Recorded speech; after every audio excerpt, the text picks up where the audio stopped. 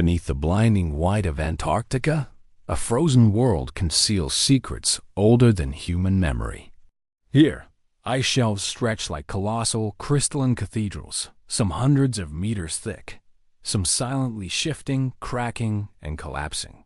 When they break, they reveal glimpses of history frozen in layers, of oceans trapped beneath, of ecosystems untouched for millennia. What stories lie beneath the surface, hidden in darkness, waiting for the ice to yield them? Today, we venture into this otherworldly realm, where each fracture, each calving event, is a doorway to the unknown. If the Earth could speak through ice, what would it tell us about its past? Before we dive into the abyss of frozen time, make sure to like, share, and subscribe, because these are stories that cannot be missed. Antarctica stretches beyond the limits of imagination, a realm of white silence where ice moves with a rhythm imperceptible to human senses. These ice shelves are titans of frozen water, some spanning hundreds of kilometers, their sheer faces rising like walls of glass against the relentless winds. From above, they glimmer under the weak sun, reflecting light like fractured diamonds scattered across a pristine plain. Yet beneath this glistening facade, the ice is alive, moving imperceptibly, creaking and groaning as it shifts under its own immense weight. These frozen giants are not static. They breathe, expand, and fracture, revealing secrets that have been entombed for millennia. In the quiet of the Antarctic, the fractures begin silently. Fine lines trace across the ice surface, almost imperceptible at first, like veins slowly awakening. Winds whip across the shelves, carrying snow and whispering through cracks that widen imperceptibly with each passing hour. Then, a subtle, almost inaudible groan resonates, a sound too low for human hearing, but one that vibrates through the ice, traveling kilometers before reaching any observer. It is the sound of pressure and history converging, a reminder that even the mightiest of frozen landscapes are subject to forces beyond comprehension. Ice shelves are massive, but they are not invulnerable. Ocean currents below gnaw at their bases, warmed slightly by distant seas and subtle climate shifts. The cold is relentless above, yet below, water flows silently, carving channels, undermining support, and creating tension lines in the ice above. The ice holds, cracks, and shifts in response, producing crevasses that plunge hundreds of meters into the frozen surface. Each fissure is a window into hidden worlds, revealing glimpses of trapped air bubbles, sediment, and the ancient waters that have lain undisturbed for eons. To witness a crack spreading is to watch history being rewritten, a slow-motion cataclysm whose consequences ripple far beyond the ice shelf itself. As fractures grow, ice begins to separate in colossal sheets. These are no ordinary cracks. They are vast scars that stretch across the landscape, slicing glaciers and shelves into massive chunks. The sound is subtle yet profound, a deep resonant shudder that vibrates through the snow and echoes across valleys of frozen white. Scientists describe it as a groan of the planet itself, a voice that has waited millennia to be heard. And beneath these fractures, life may stir. Microbial colonies, ancient sediments, and hidden waters preserved in cold isolation for tens of thousands of years. To stand near a calving ice shelf is to feel insignificantly small in the face of geological time. Gigantic slabs of ice break away, crashing into the sea with a muted roar that resonates through water and air alike. Waves surge outward, carrying frozen fragments and creating ripples that reach far into the surrounding ocean. In that moment, the ice shelf is both destroyer and revealer. It is surrendering, yet giving. Breaking apart, yet exposing the frozen histories it has safeguarded. Every calving event is an unveiling, an invitation to glimpse worlds hidden beneath layers of time and ice. Beneath the surface, the ocean waits quietly. Hidden channels and subglacial lakes stretch for kilometers, their waters cold, dark, and untouched for tens of thousands of years. When an ice shelf fractures, it becomes a conduit to these ancient aquatic realms. Meltwater seeps downward, carrying fragments of ice, air, and perhaps microscopic life forms into hidden reservoirs. Chemical traces preserved for millennia are released into the sea, offering clues about past climates, glacial movements, and the evolution of the Antarctic landscape. Each crack, each fracture becomes a key, unlocking doors that have been sealed since the last ice age. Even the wind plays a role in this awakening. Antarctic gales sweep across the shelf surface, scouring snow, amplifying fractures, and adding force to the ice's slow, inexorable movement. In some regions, wind tunnels focus pressure against natural weaknesses, accelerating calving events and revealing hidden crevices. Snow falls silently into fissures, filling voids, shifting weight, and sometimes triggering subtle avalanches that echo across the frozen plain. The interplay of wind, ice, and water is a choreography older than human memory, each element shaping the ice shelves in imperceptible but profound ways. And yet, amidst this grandeur and movement, there is an uncanny stillness. The Antarctic holds secrets in its frozen heart. The sediment trapped beneath ice, layers of compacted snow recording centuries of climate, and perhaps even life forms that have remained in stasis for tens of thousands of years. Ice shelves are not merely frozen expanses. They are archives, preserving the narrative of Earth's history in crystalline layers. The deeper the ice, the older the record. A story waiting for a fracture, a calving, a moment when frozen giants awaken and reveal the worlds they have silently safeguarded. The shattering of ice is not merely a spectacle. It is a portal. Each crack invites exploration, curiosity, and discovery. Scientists peer into these fissures with remote cameras, drills, and sensors, glimpsing sediment, microbial life, and subglacial waters that have lain untouched for eons. To witness the ice awakening is to step into a time machine, observing processes that are both violent and beautiful, destructive and revealing. And as these giants fracture, Antarctica whispers to those who watch, a reminder that beneath its blinding white expanse lies a world that has survived millennia, holding secrets we are only beginning to comprehend. Beneath the frozen surface, the ice shelves conceal a labyrinth of ancient rivers, air pockets, and sediments, remnants of eras when Antarctica was not white and barren but green and alive. Each fracture in the ice acts like a prism, revealing layers upon layers of history compressed and preserved over millennia.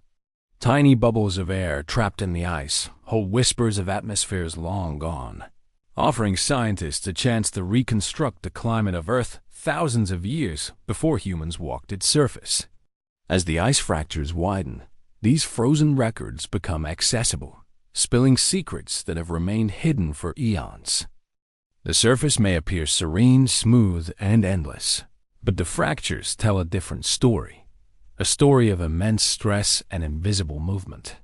Crevasses form jagged chasms, some tens of meters across, plunging deep into the ice. Their edges are sharp, glinting in the faint sunlight, revealing the layers of compressed snow and ice built over centuries. As sunlight penetrates the translucent ice, it illuminates patterns and textures that resemble frozen rivers, rippling waves, and buried landscapes. The shelves seem to pulse, not with life, but with memory, a slow, deliberate heartbeat of a world suspended in cold stillness. Ocean currents below the ice are equally patient, yet persistent. They erode the ice from beneath, carving channels that eventually widen into caves and tunnels. Warm currents, barely distinguishable from the freezing waters around them, trickle beneath shelves that have been anchored for millennia.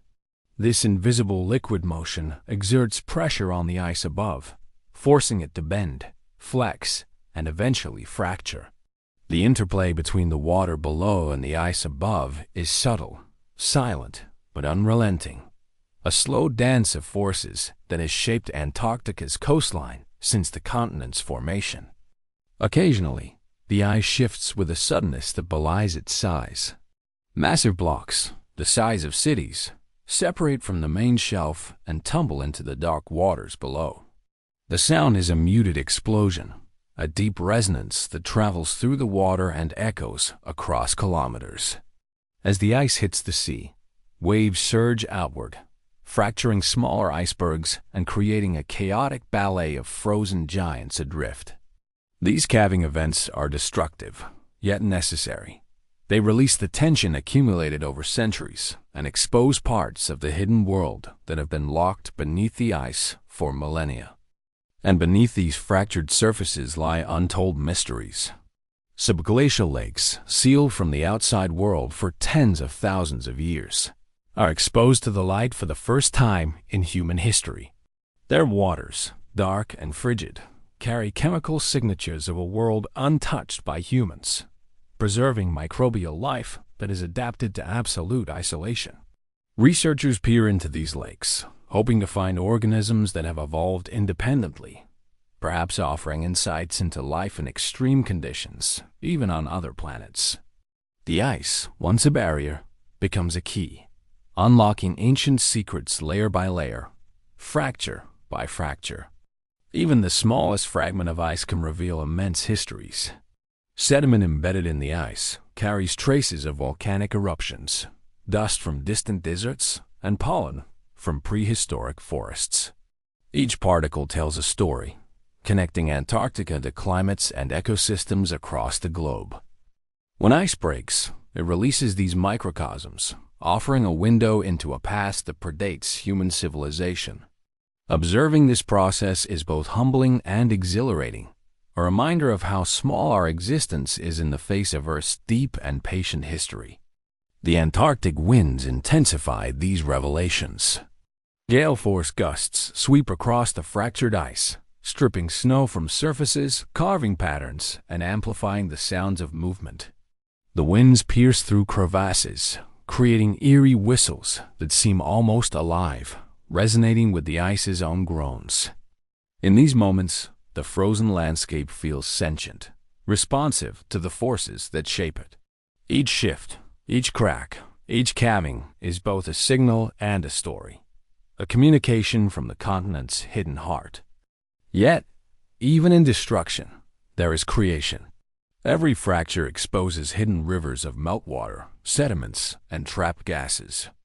These openings provide access to subglacial ecosystems where life persists against impossible odds. Microbes suspended in the ice awaken, metabolizing the nutrients carried by ancient meltwater. Sediment flows provide new habitats, and even tiny currents can move chemical signatures through isolated channels, connecting pockets of life previously sealed off. In Antarctica, every shattering of ice is a revelation, a reminder that beneath frozen surfaces, life and history endure.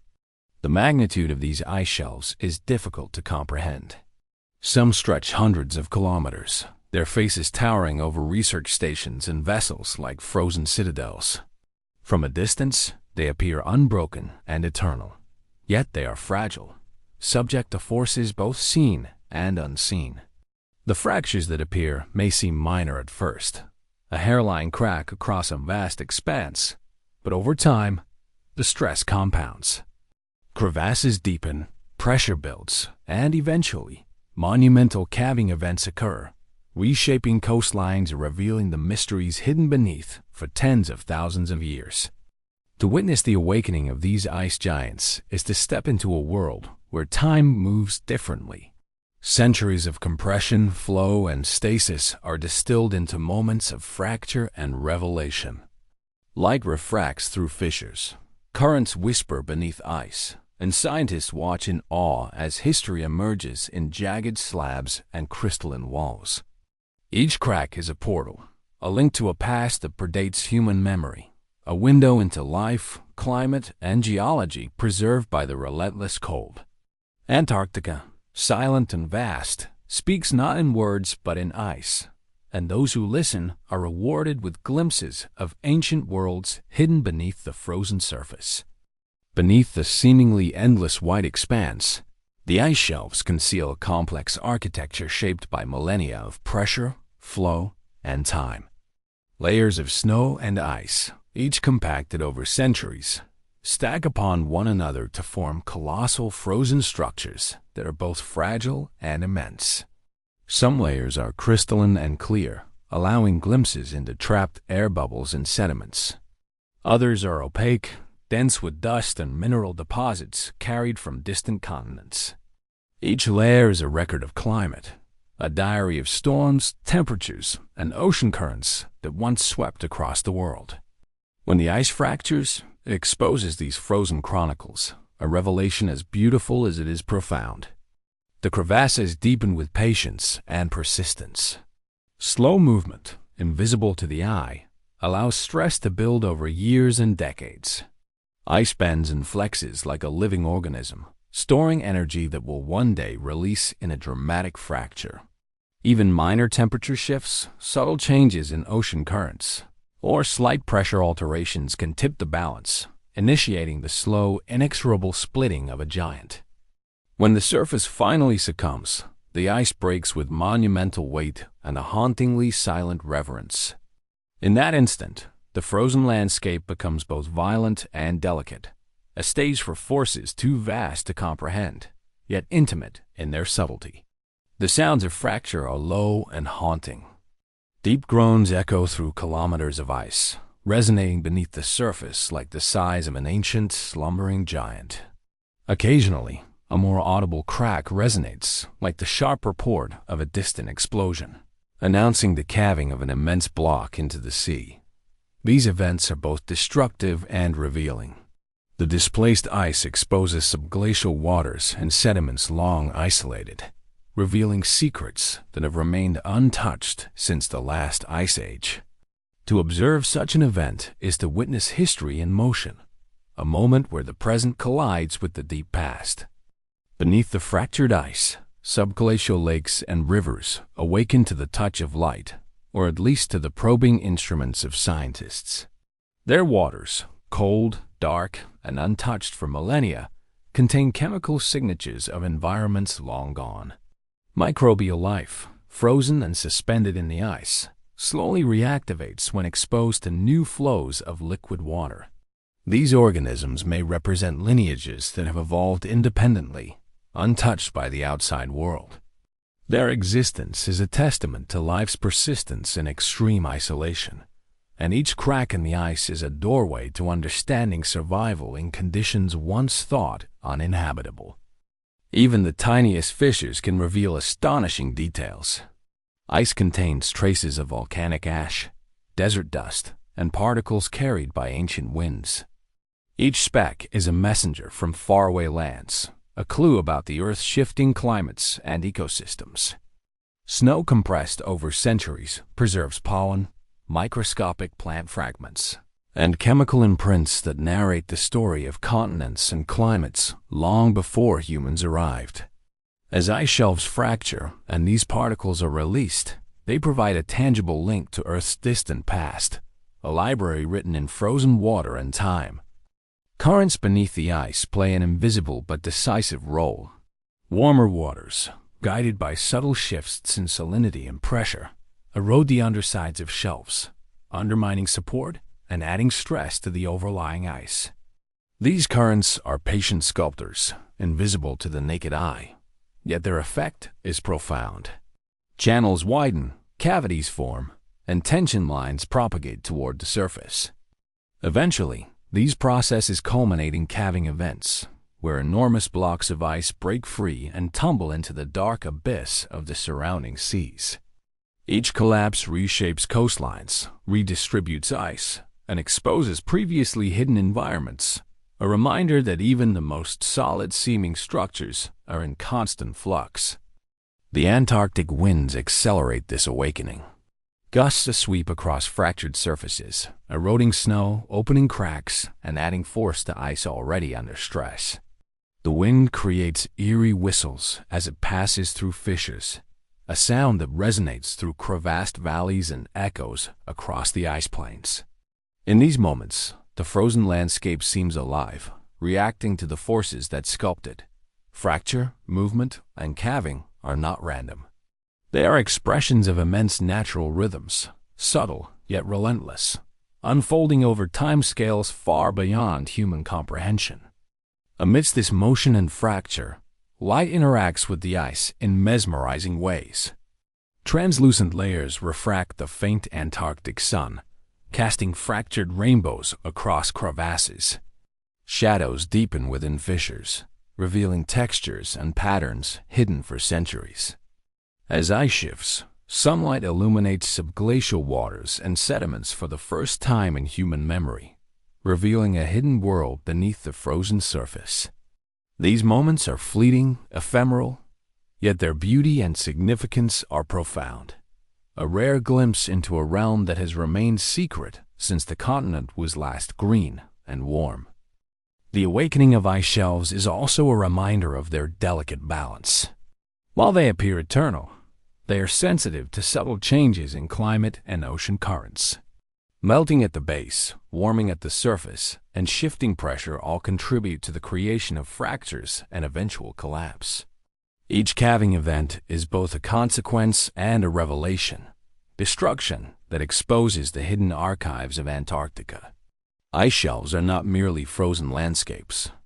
They are sentinels of Earth's history, slowly yielding their secrets to those who observe carefully and patiently. To stand before a fractured ice shelf is to confront time itself. Centuries of accumulation, compression, and stasis condense into jagged edges and exposed layers. The ice speaks, not in words, but in structure, color, and fracture, narrating millennia of Earth's story in crystalline form. When slabs break and subglacial lakes are revealed, it is as if the continent is breathing, exhaling pieces of its history into the waiting world. Scientists and explorers watch in awe as the present intersects with the past, witnessing processes that are violent, beautiful, and profoundly enlightening. As the fractures deepen, the ice shelves reveal more than physical ruptures. They expose frozen memories, a layered archive of Earth's distant past. Each slab that breaks away offers glimpses of sediments, ancient meltwater channels, and even fossilized traces of life once present when Antarctica was not a frozen desert, but a temperate land of forests and rivers. Light penetrates translucent layers, illuminating bubbles trapped for millennia, each a miniature capsule of ancient atmospheres. Scientists peer into these fissures with delicate instruments, drilling slowly, recording, and analyzing. Every measurement a step toward understanding a world that has remained untouched for tens of thousands of years. The calm of the Antarctic surface belies the intense activity hidden beneath. Currents swirl beneath the shelves, subtly reshaping the underside and contributing to the stress that eventually leads to calving. Subglacial rivers, hidden for eons, slowly flow toward the ocean, carrying nutrients, sediments, and chemical signatures of climates long gone. When ice above fractures, these waters are exposed, revealing pale hues that contrast with the brilliant whites and blues of the surrounding ice. It is in these moments that Antarctica's frozen surface becomes a lens, refracting millennia of geological and climatic history into the present. Massive slabs eventually give way, tumbling into the dark Antarctic seas with a force that is both violent and transformative. The displaced ice turns the surrounding waters, creating waves and eddies that ripple far from the site of the calving. Smaller ice fragments collide, shattering into shards that glint like glass under the weak sun. These events are destructive, yes, but they also reveal previously hidden layers, subglacial lakes, and sediments that have been sealed from the world. Each collapse is a revelation, an unveiling of a frozen story, and a reminder that destruction and creation are intertwined in the dance of the ice. Beneath the shattered ice, life persists against improbable odds. Microbial communities, frozen in stasis for thousands of years, reawaken when exposed to meltwater and nutrients. Their metabolism is slow, deliberate, a whisper of life that is endured in isolation. These organisms offer profound insights into resilience and adaptation, suggesting that life can survive and evolve in conditions previously thought uninhabitable. Each crack and fissure in the ice becomes a portal into these secret worlds, offering glimpses of evolution unfolding quietly in the dark. Even the tiniest fragments of ice hold stories. Sediment trapped within layers carries evidence of volcanic eruptions, wind patterns, and dust transported from distant continents. Microscopic pollen, fossilized plant matter, and chemical traces narrate the tale of a continent that was once warm, vibrant, and teeming with life. As ice shelves fracture and these sediments are released, they become pieces of a global puzzle, clues that help reconstruct climates, ecosystems, and the shifting boundaries of continents over tens of thousands of years. Each fragment, each particle, is a messenger from the deep past, patiently waiting to be discovered. The Antarctic wind intensifies this revelation. Gale-force gusts scour the fractured surfaces, carrying snow into fissures, reshaping the ice, and sometimes triggering small collapses. Whistles of air through crevasses add an eerie music to the unfolding drama, as if the continent itself is speaking. The ice responds subtly to these forces, bending, creaking, and groaning, a living monument of frozen time. Observers feel the weight of centuries pressing against their senses, a reminder that these landscapes are both fragile and eternal, delicate in structure, yet colossal in scale. The interplay of light, ice, and water creates moments of breathtaking beauty. Sunlight refracts through transparent layers, producing shimmering rainbows and highlighting textures invisible from the surface. Shadows stretch deep into fissures, revealing hidden landscapes within the ice itself. When subglacial waters are exposed, they're dark. Still surfaces contrast sharply with the surrounding whites and blues, hinting at life and history frozen in isolation.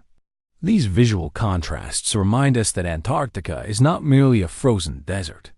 It is a repository of time, a living museum sculpted by forces that operate on scales beyond human perception. The awakening of the ice shelves also signals broader environmental shifts. Fractures and calving events are not isolated phenomena.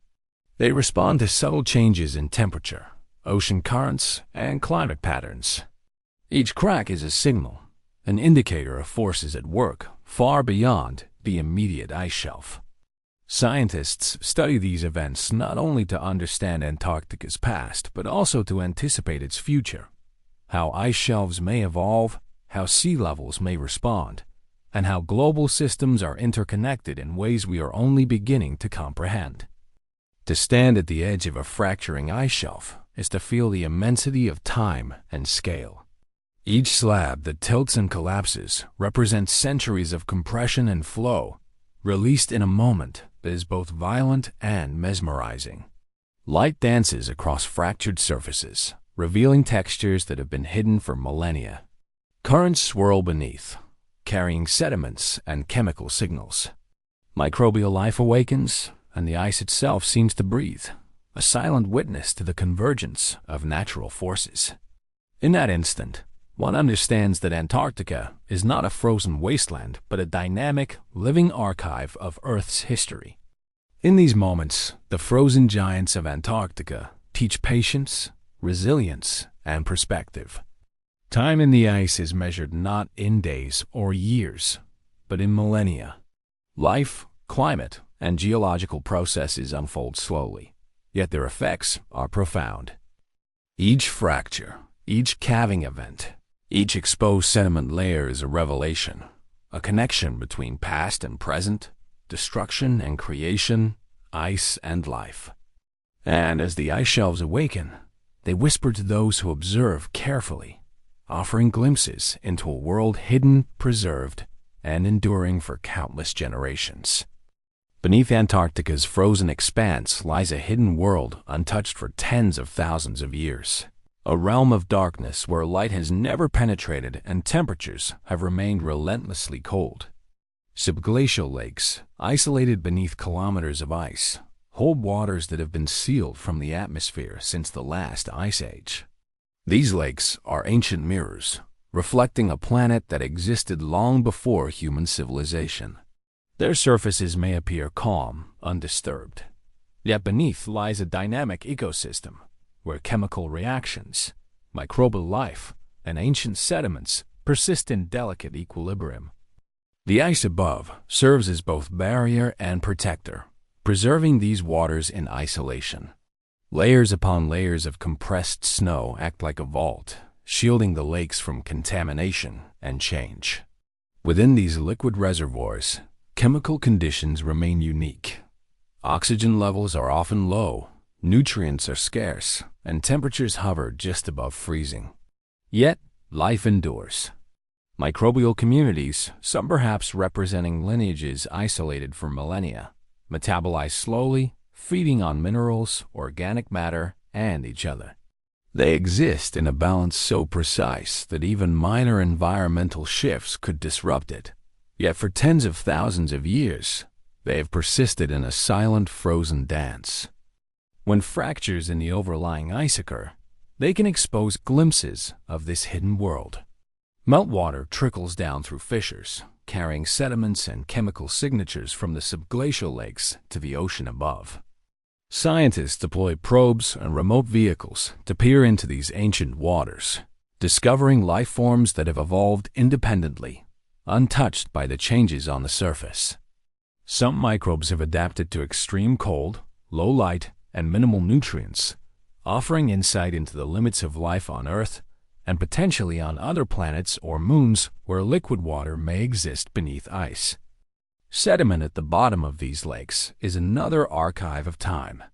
Layers of silt, volcanic ash, and organic matter accumulate slowly, recording changes in climate, glacial movement, and even ancient microbial activity. Each stratum tells a story, a pulse of volcanic activity, a period of stability, or a shift in chemical composition caused by subtle changes in temperature or pressure. When ice fractures expose these sediments, researchers can extract cores that are essentially frozen diaries of the planet's past, written in layers of mud, mineral, and microbial residue.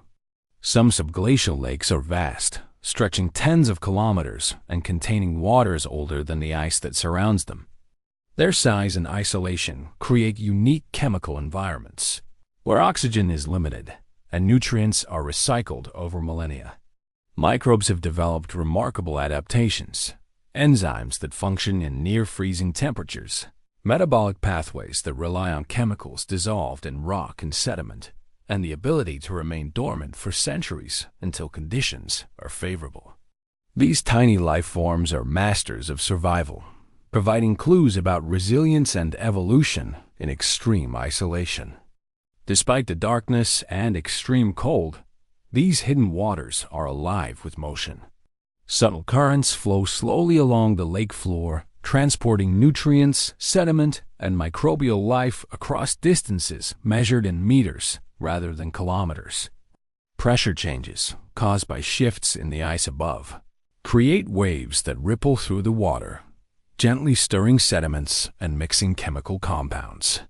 The ecosystem operates on scales and speeds alien to human perception, yet it is dynamic, interconnected, and remarkably stable over vast timescales.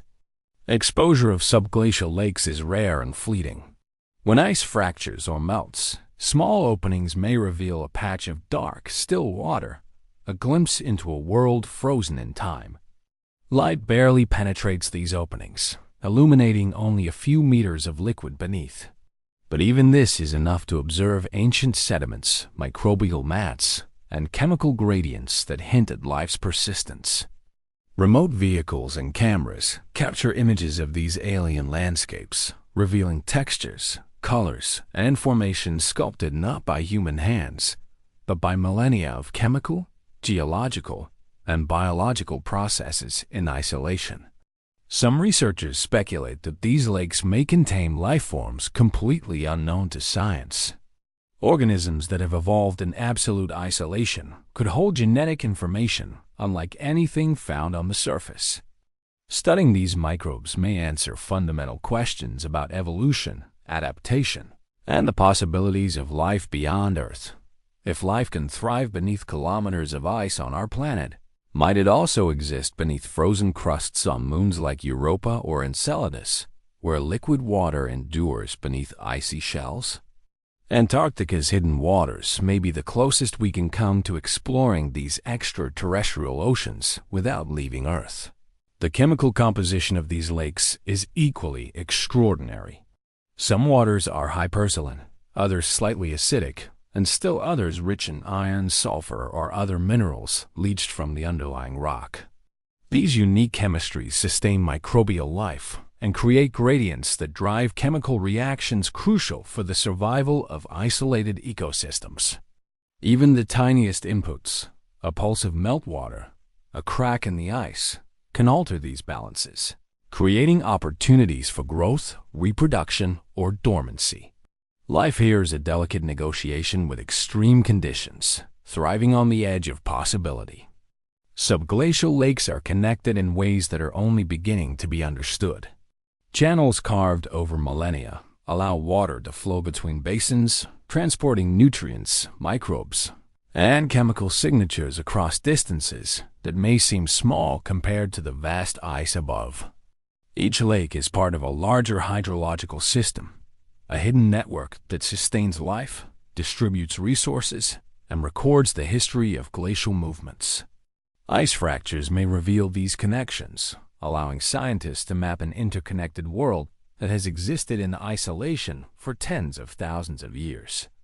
The discovery and exploration of these hidden waters is a delicate endeavor. Any contamination from the surface could irreversibly alter these pristine ecosystems. Researchers employ sterilized equipment, carefully monitoring every step, respecting the frozen boundaries that have protected these lakes for millennia. In doing so, they are not only observing life frozen in time, but also bearing witness to one of Earth's most extraordinary laboratories, a place where life persists against overwhelming odds, and where the planet preserves a record of its own history in liquid form beneath the ice. The subglacial lakes are more than reservoirs of water. They are frozen time capsules. Sediment layers at the bottom tell stories of glacial advance and retreat, volcanic eruptions, and shifts in climate that span tens of thousands of years. Each thin stratum is a record of events that have shaped not only Antarctica, but the global environment. In some cores, scientists find traces of ancient pollen or microbial communities that reveal what flora and fauna existed when the continent was still green. Here, under kilometers of ice, history is preserved in meticulous layers, waiting for the rare fracture or melt that allows humans to glimpse it. Pressure under the ice is immense, compressing water and sediments and slowing chemical reactions to near imperceptible rates. Life has adapted to this extreme environment, evolving in isolation with strategies unlike those seen elsewhere on the planet. Microbes extract energy from minerals, recycle nutrients efficiently, and remain dormant when resources are scarce. These tiny organisms are masters of endurance, their slow metabolism and resilience allowing them to persist in a frozen, dark world that has not seen light for millennia. Each microbial mat is a testament to survival, a reminder that life can persist where it seems impossible. Ice fractures above these hidden waters act like keys, opening gateways to long isolated ecosystems. When a fissure occurs, meltwater trickles down, carrying nutrients from the surface and slightly altering chemical conditions in the subglacial lakes. Microbes awaken gradually, metabolizing the new inputs and slowly integrating them into their ecosystems. These events offer scientists rare opportunities to observe evolutionary processes in real time, to see how life responds to change after millennia of stasis. Even the smallest crack can set off a cascade of biological activity that ripples through an entire lake, revealing resilience, adaptation, and the quiet drama of survival. The chemical environment of these lakes is as extreme as the physical conditions. Some subglacial waters are hypersaline, others slightly acidic or alkaline, and many are rich in minerals leached from the underlying bedrock. These chemical gradients dictate the types of microbes that can survive and how they interact with one another. Certain species thrive near mineral-rich deposits, while others inhabit zones with low oxygen or unique chemical compositions. Each lake is a microcosm of life's ingenuity, a laboratory of adaptation where survival depends on precise biochemical strategies honed over tens of thousands of years. Despite the isolation, these lakes are not entirely static.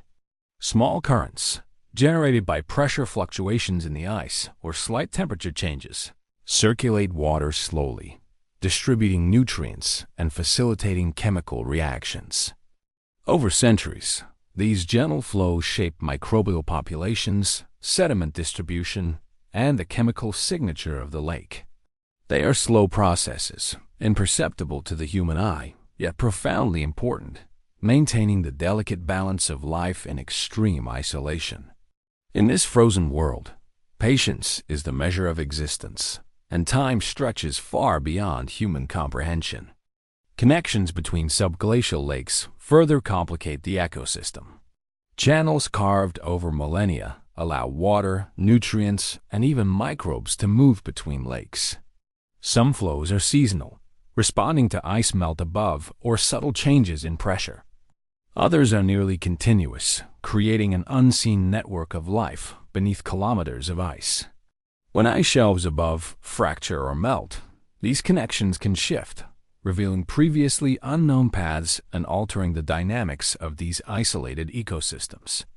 Scientists can only imagine the complexity and interdependence of life in this hidden Antarctic world. Exploration of subglacial lakes is a delicate, high-stakes endeavor. Sterilized drills and sensors are deployed to prevent contamination, preserving the pristine nature of these ecosystems. Every sample, every measurement, is a glimpse into a world that has evolved independently for tens of thousands of years. Remote-operated vehicles and robotic probes capture images and data, revealing microbial mats, sediments, and chemical patterns. In some cases, life is discovered thriving under conditions that were previously considered uninhabitable, challenging assumptions about the boundaries of life on Earth. The lakes themselves are landscapes of haunting beauty.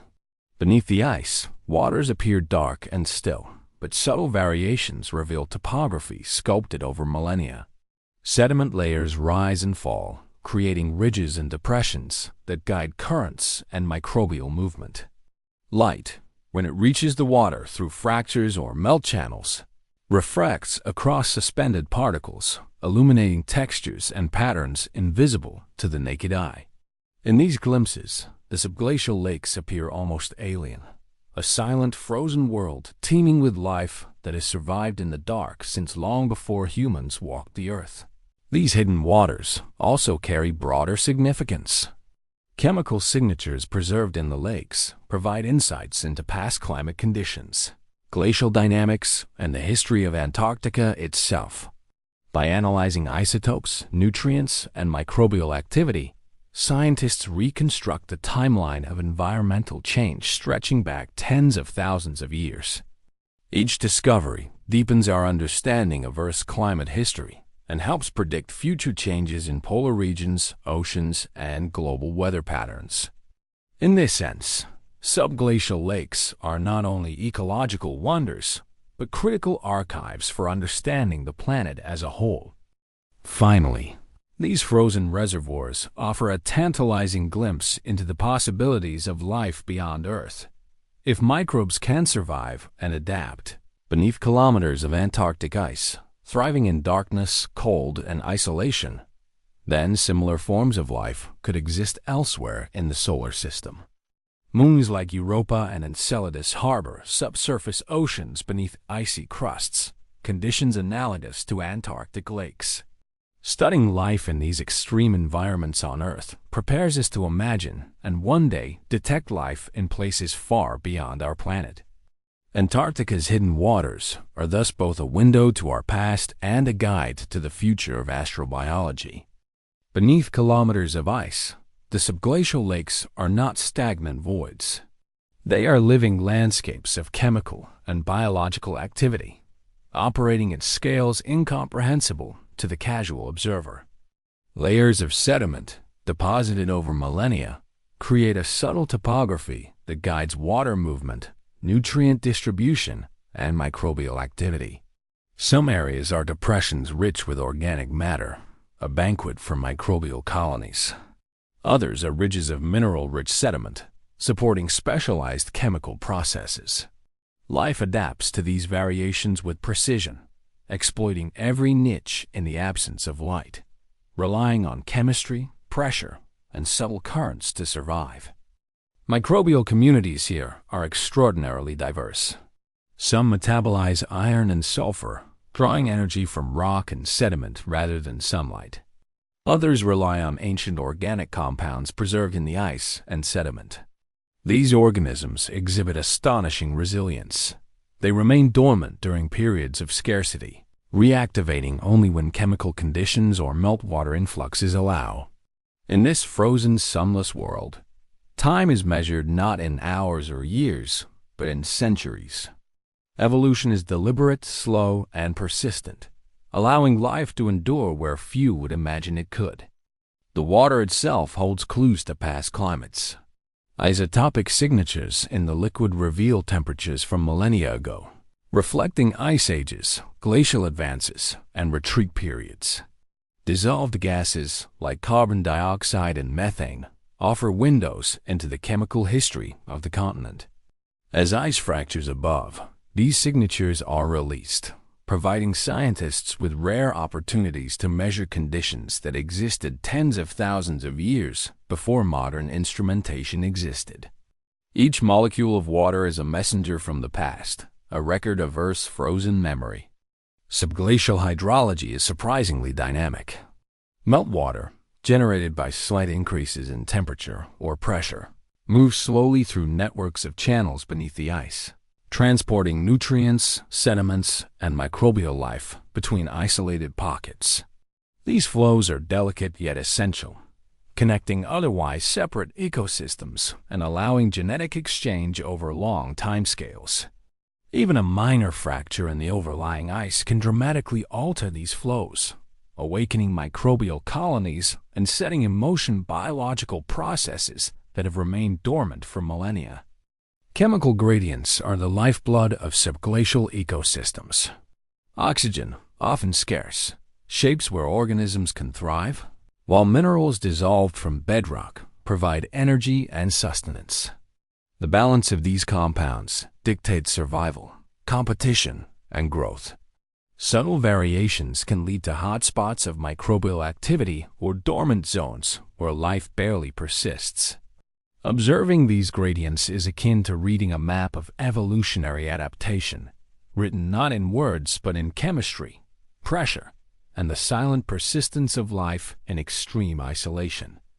Occasionally, subglacial lakes connect with each other, forming hidden networks of liquid water beneath the ice. These connections, carved over millennia, facilitate movement of both water and microbes, creating corridors of life hidden from sunlight and human view. Channels shift subtly over time, influenced by glacial movement, meltwater pulses, and pressure fluctuations. The result is a living system, dynamic yet stable, capable of maintaining life for tens of thousands of years in near total darkness. Ice fractures that expose these channels offer unprecedented opportunities to observe these ancient ecosystems and the processes that sustain them. Remote exploration of these lakes has revealed astonishing details. Robotic probes capture images of microbial mats, sediment layers, and even unusual chemical formations that defy expectations. Some lakes contain microbial communities that are genetically distinct, suggesting millions of years of independent evolution. Observing these organisms is like peering into an alien world on Earth, one that has persisted under ice, isolated from global ecological changes, yet quietly evolving with the forces of chemistry and time. The light that does reach these hidden waters creates fleeting moments of wonder. Through narrow fractures, sunlight penetrates the ice, casting pale illumination onto sediments and suspended particles. Tiny colonies of microbes glisten under this faint illumination, their presence revealed only by subtle movements or changes in coloration. Patterns in the sediments become visible, tracing the paths of ancient currents or recording past events in layers of compressed mineral and organic material. In these ephemeral glimmers, the subglacial world reveals itself, beautiful, mysterious, and eerily alien. Subglacial lakes are also fragile archives. Any contamination, whether from modern instrumentation, surface pollutants, or human presence, could alter their delicate balance permanently. Scientists approach exploration with meticulous care, using sterilized equipment and rigorous protocols to preserve these ancient ecosystems. Every sample extracted, every chemical measurement taken, must respect the isolation that has allowed these lakes to persist for tens of thousands of years. They are laboratories and museums in one, a record of life, climate, and chemical processes, untouched by the passage of human history. These hidden waters have implications far beyond Antarctica. Studying the resilience and adaptability of life in these extreme conditions informs our understanding of biology, evolution, and planetary science. If microbes can survive and thrive beneath kilometers of ice on Earth, similar life might exist beneath icy crusts elsewhere in the solar system. Europa, Enceladus, and other moons may harbor subsurface oceans where life persists in isolation, chemically fueled and sustained in darkness. Antarctica becomes a proxy, a terrestrial laboratory offering glimpses of what might exist on distant worlds, and evidence that life, once it takes hold, can endure beyond the boundaries we once believed were absolute. Finally, subglacial lakes connect the past to the present.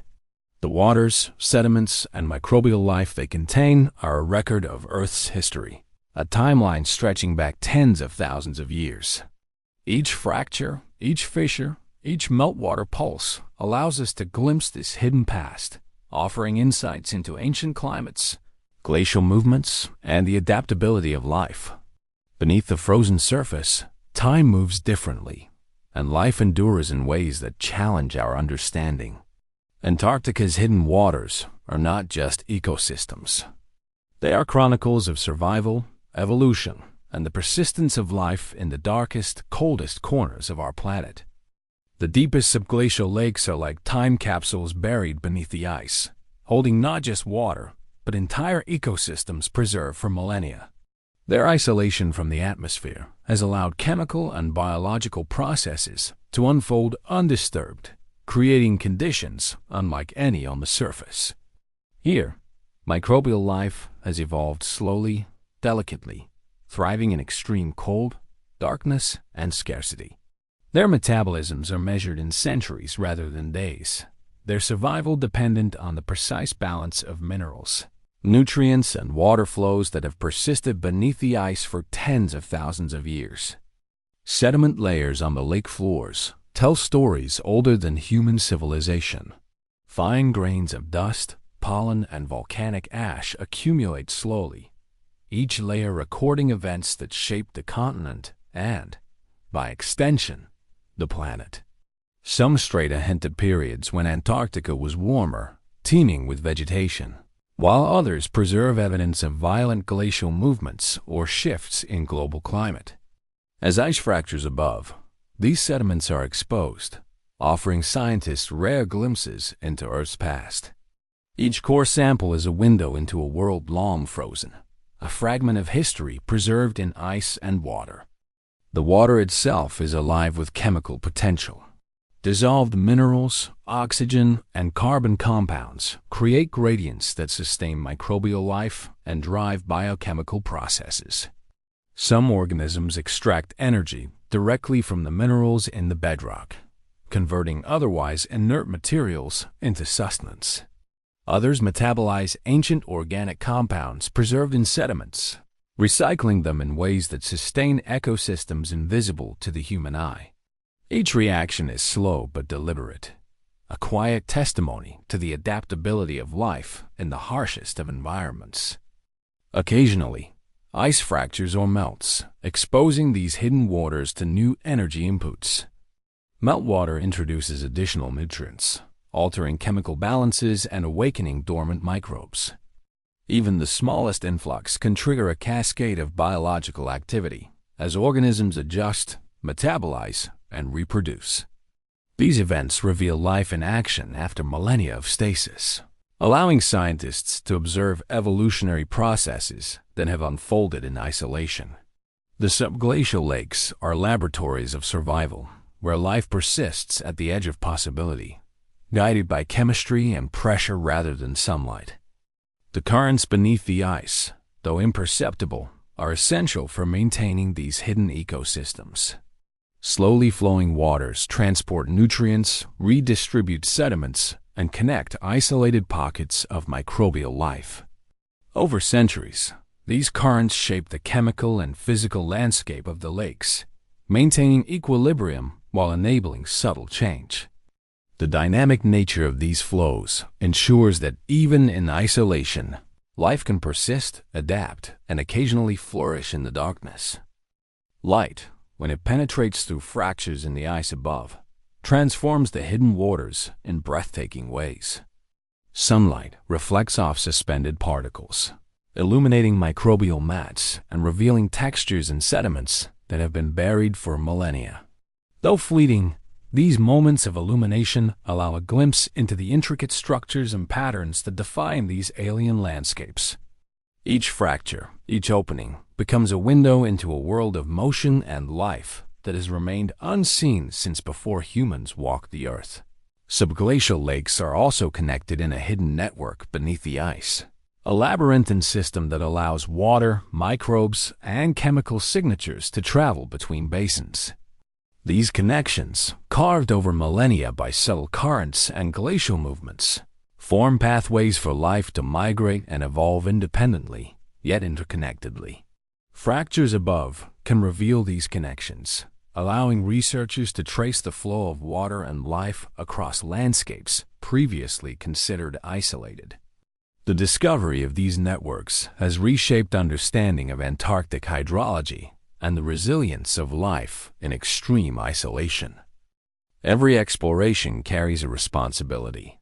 Human contamination could disrupt these delicate ecosystems forever. Scientists employ sterilized equipment and strict protocols to ensure minimal interference.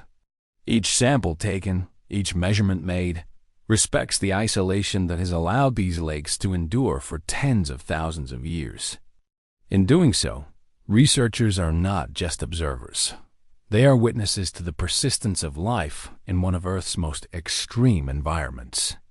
They are guardians of a frozen, hidden world that holds profound lessons about survival, adaptation, and the limits of life. The implications of these discoveries extend beyond Antarctica. Understanding how life survives in subglacial lakes informs the search for extraterrestrial life. Moons such as Europa and Enceladus harbor subsurface oceans beneath icy crusts, conditions that mirror those found in Antarctic lakes. If microbes can thrive here on Earth, surviving extreme cold, darkness, and isolation for millennia, similar forms of life may exist elsewhere in the solar system. Antarctica thus becomes a terrestrial analog, a laboratory for understanding the possibilities of life beyond our planet. Finally, these hidden waters remind us of the resilience of life and the persistence of Earth's history. Ice fractures, subglacial currents, and microbial communities intertwine to create ecosystems that have endured in near-total darkness for tens of thousands of years.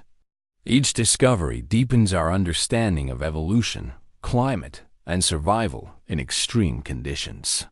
Antarctica's subglacial lakes are living archives, chronicles of Earth's frozen past, and evidence that even in the harshest, most isolated environments, life finds a way.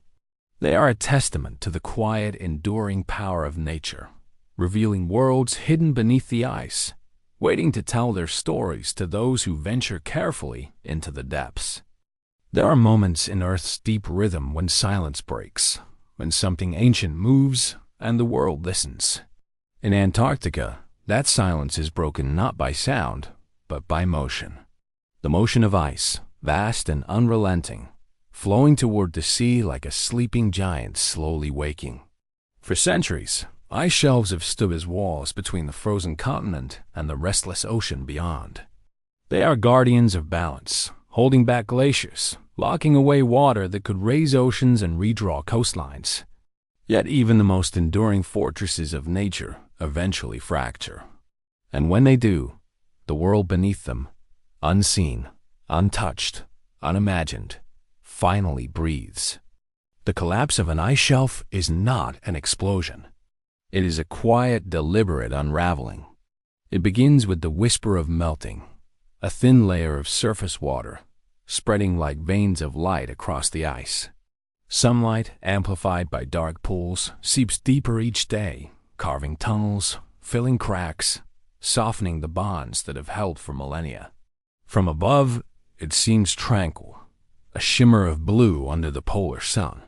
But below, within the ice, forces are building. Water seeps downward, refreezes, expands, and fractures. The pressure mounts silently until one day, with a deep, resonant echo, the ice begins to give way. When an ice shelf collapses, the transformation is immediate and irreversible. What was once a solid bridge of frozen time disintegrates into a flotilla of icebergs, each piece carrying within it centuries of trapped air, dust, and memory. The ocean, long restrained, surges forward, claiming its place in the newly opened void. Satellites captured the event as a flicker of white breaking apart into the sea, a momentary change in pattern. But beneath those digital pixels lies an event of planetary significance. It is as if the Earth has exhaled, releasing what it has held in stillness for far too long. Beneath the collapsed ice lies a world that has not seen light for hundreds of thousands of years. As the frozen roof disintegrates, the first beams of sunlight pierce through, touching seafloors that have existed in perpetual night. The cold, dense water stirs for the first time, awakening sediments, releasing gases, and revealing ancient forms of life preserved in silence. Microbial mats, dormant for ages, begin to shift. Strange filamentous growths, frozen in mid-motion, are touched by a light that feels alien. This is not just the exposure of rock and water. It is the reawakening of an ancient ecosystem, a revelation of what lies beneath the veil of ice. The seafloor, newly exposed, tells its own story. Hidden valleys, carved by glaciers long vanished, stretch out like frozen rivers of stone. Sediment layers reveal patterns of advance and retreat, the breathing cycle of ice across epochs. Fossilized remains of microorganisms trace back to warmer periods when this land was once open ocean. Beneath some collapsed shelves, scientists discover the stony remnants of ancient beaches, proof that Antarctica was once bordered by waves rather than walls of ice. Each discovery challenges the assumption of permanence, reminding us that the continent has always been in motion, even when it appears most still. The collapse also changes the dynamics of the ocean itself. When ice shelves fall, they no longer act as barriers to glaciers, allowing the great rivers of ice behind them to accelerate toward the sea. The ocean salinity shifts. Cold, fresh meltwater stratifies the layers, altering global currents in subtle but far-reaching ways. What happens here in the farthest reaches of the South eventually touches everywhere, from the monsoon cycles in Asia to the hurricanes that stir the Atlantic.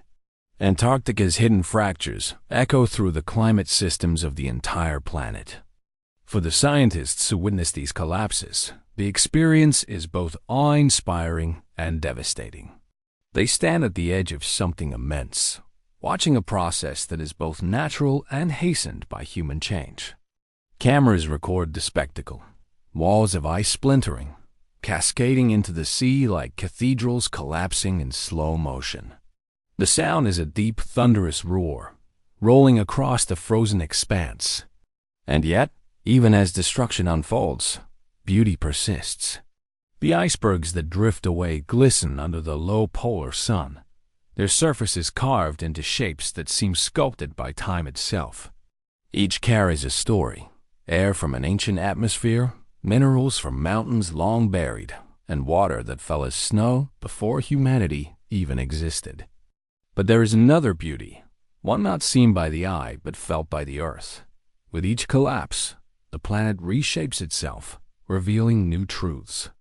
The exposure of the seafloor allows nutrients to rise, feeding plankton blooms that pulse through the water like living light. Fish, crustaceans, and deep-sea corals awaken in the new currents. The ocean, once starved beneath the shelf, becomes fertile again, alive with motion and sound. What was once entombed now contributes to the rhythm of life, a paradox of destruction and renewal, where endings create beginnings. The question that lingers is not if more ice shelves will fall, but when. The Larsen, the Thwaites, the Ross, each bears the marks of strain. Satellite imagery reveals widening crevasses, rivers of meltwater slicing across the surface, pressure points deepening each year. Scientists know what these signs mean. They are the same patterns that preceded every great collapse. The ice listens, shifts, waits. The timeline of change is no longer measured in geological epochs, but in human lifetimes. And so, the collapse of an ice shelf is not just an event of geology, it is an unveiling of truth. It reminds us that beneath every structure of permanence lies fragility. The frozen world, once thought immutable, reveals its hidden landscapes only when it breaks. Beneath the shattered ice, life stirs. Ancient waters rise. New ecosystems awaken. The Earth shows us, once again, that change is its only constant, and that even in loss, there is discovery. As the fractured ice drifts into the Southern Ocean, a quiet transformation begins beneath the waves. Each fragment, colossal and glacial, carries with it the remnants of a frozen world. Minerals, trapped gases, and microorganisms sealed within crystalline walls for millennia. When these fragments melt, they release their contents like messages in bottles, carrying stories of past climates into the bloodstream of the sea. The water absorbs this memory, and the cycle of life begins again, a fusion of ancient and modern, of death and renewal. The collapse of an ice shelf is, in many ways, a paradox of rebirth. Where once there was only cold silence, light now filters through. Phytoplankton, the invisible architects of life, bloom in the wake of collapse. Their emerald clouds dance across the surface, feeding krill, fish, and the great leviathans of the deep. What was once a frozen wasteland becomes a cradle of abundance. Yet beneath this bloom, the seafloor still bears the scars of violence, crushed sediments, broken rock, and long gouges carved by the dragging weight of ice as it gave way. Scientists lower their submersibles into these newborn worlds, each descent a journey into prehistory. The light from their instruments cuts through the cold blackness, illuminating ghostly shapes. Strange corals cling to stones like relics of a forgotten era. White, translucent creatures drift through the currents. Jellyfish, worms, and delicate filter feeders that move with the slow grace of the deep. Every observation is a revelation. Ecosystems forming within weeks of collapse. Species adapting to an environment that has been asleep for thousands of years. The ocean wastes no time reclaiming what the ice has relinquished. Yet, in this rebirth, there is also foreboding. The melting of the shelves accelerates a chain reaction that extends far beyond the Antarctic frontier. As the fresh water from melting ice mixes with the saline depths, it disrupts the delicate balance that drives the planet's ocean currents. The Great Conveyor Belt, the system that circulates heat across the globe, falters. Warmer water remains trapped near the poles, eating away at more ice from below, while tropical regions experience extremes of drought and storm. The collapse of a single shelf is a local event, but its echoes ripple through the entire climate system, invisible but immense. Standing on the edge of this transformation, human explorers are filled with conflicting emotions. To witness the collapse is to see both the majesty and the mortality of Earth's frozen realm. Some describe it as watching time collapse into itself, the slow, measured age of ice undone in moments. Others speak of reverence, of awe at nature's vast power to both create and destroy, but all feel the same sense of fragility. The realization that the frozen South, once thought eternal, is now changing faster than any in recorded history. There is a haunting beauty in the aftermath. The sea ice, scattered like shattered glass, reflects the light in 1,000 directions. The air carries the deep, clean scent of ancient ice, air once trapped in another epoch.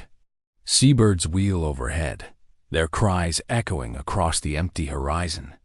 Below, whales glide through the cold water, drawn by the surge of life awakened beneath the melt. Even in loss, the Antarctic breathes life into the ocean, feeding creatures from krill to leviathan, sustaining chains that extend across the planet.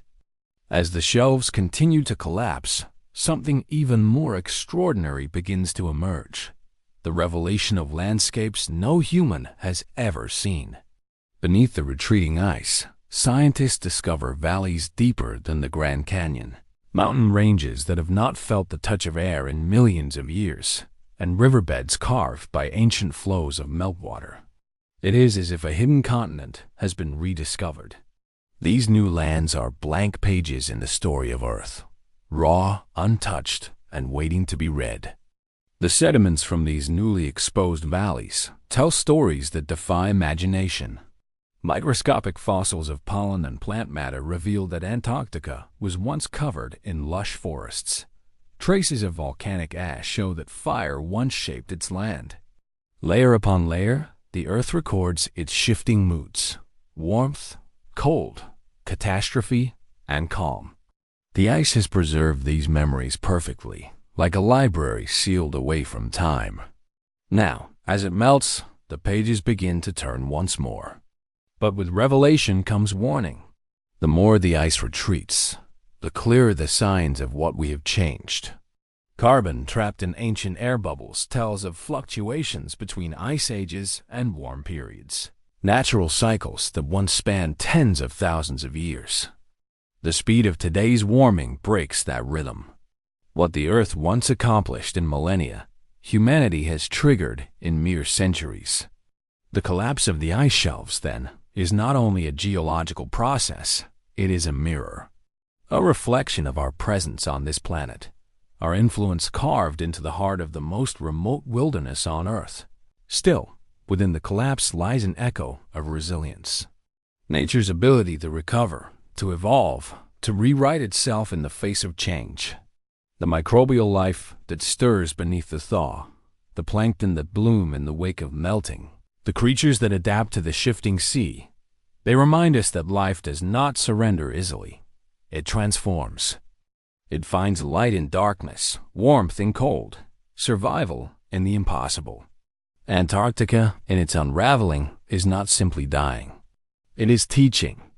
And so, as the last fragments of a collapsed shelf drift toward the horizon, glistening under a fading sun, we are left to wonder, what will rise in its place? What secrets will the Earth unveil as the ice continues to yield?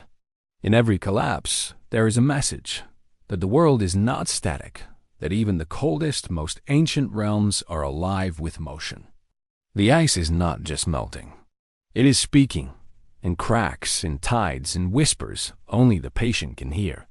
When the ice falls, it does not simply disappear. It transforms. Massive slabs drift outward into the Southern Ocean, each one a floating monument to time. They crack, groan, and tilt under their own weight, glistening with layers of compressed snowfall that predate civilization itself. Each layer, a year, a season, a memory. The collapse becomes a slow procession toward dissolution, where the ancient meets the ephemeral. As the sun moves across the frozen horizon, the icebergs ignite in hues of gold and sapphire, gleaming like glass cathedrals adrift in silence. And though they appear eternal, the truth is the opposite. They are dying, melting from within, their essence seeping back into the sea that once birthed them. The ocean accepts them like a long-lost child. When the first fragments melt, they release nutrients that have been locked away for thousands of years: iron, silica, and trace minerals that drift through the cold current like invisible sparks. These feed the smallest of creatures, and from that invisible life, the entire chain of being rises anew. It is one of Earth's oldest rituals, the cycle of loss and creation, collapse and renewal. A dead glacier becomes a living ocean. The ancient feeds the present. From the perspective of orbiting satellites, these transformations appear almost serene, patterns of white breaking apart, drifting, vanishing. But to those who stand upon the ice, the experience defies comprehension. There is a sense of witnessing the unimaginable, of being present at the death of something colossal. The air hums with the vibration of movement. The cracks echo across miles of frozen wilderness. Then, as a shelf finally gives way, a thunderous rumble shakes the ground, deep and resonant, like the heartbeat of the earth itself. The ocean roars in response, waves rising in crescendo as if mourning the loss of a kingdom of ice. Yet beneath the devastation, there is beauty, a kind of mournful elegance that belongs only to Antarctica. As the sea reclaims its space, new coastlines emerge, sheer cliffs of exposed ice, streaked with layers of trapped ash, pollen, and sediment. These bands of color are like the pages of a history book written in frozen time. Scientists study them meticulously, drilling cores and reading the record of the world. Volcanic eruptions, droughts, the rise and fall of civilizations, all mirrored here, preserved in ice older than humanity. Each bubble of ancient air, when released, whispers of an atmosphere untouched by industry, a sky before us. There is something almost sacred in that discovery, a humbling realization that the ice remembers everything. It remembers the warmth of forgotten epochs, the cold of extinction, the first breath of modern humanity. It is, in essence, the planet's memory made visible.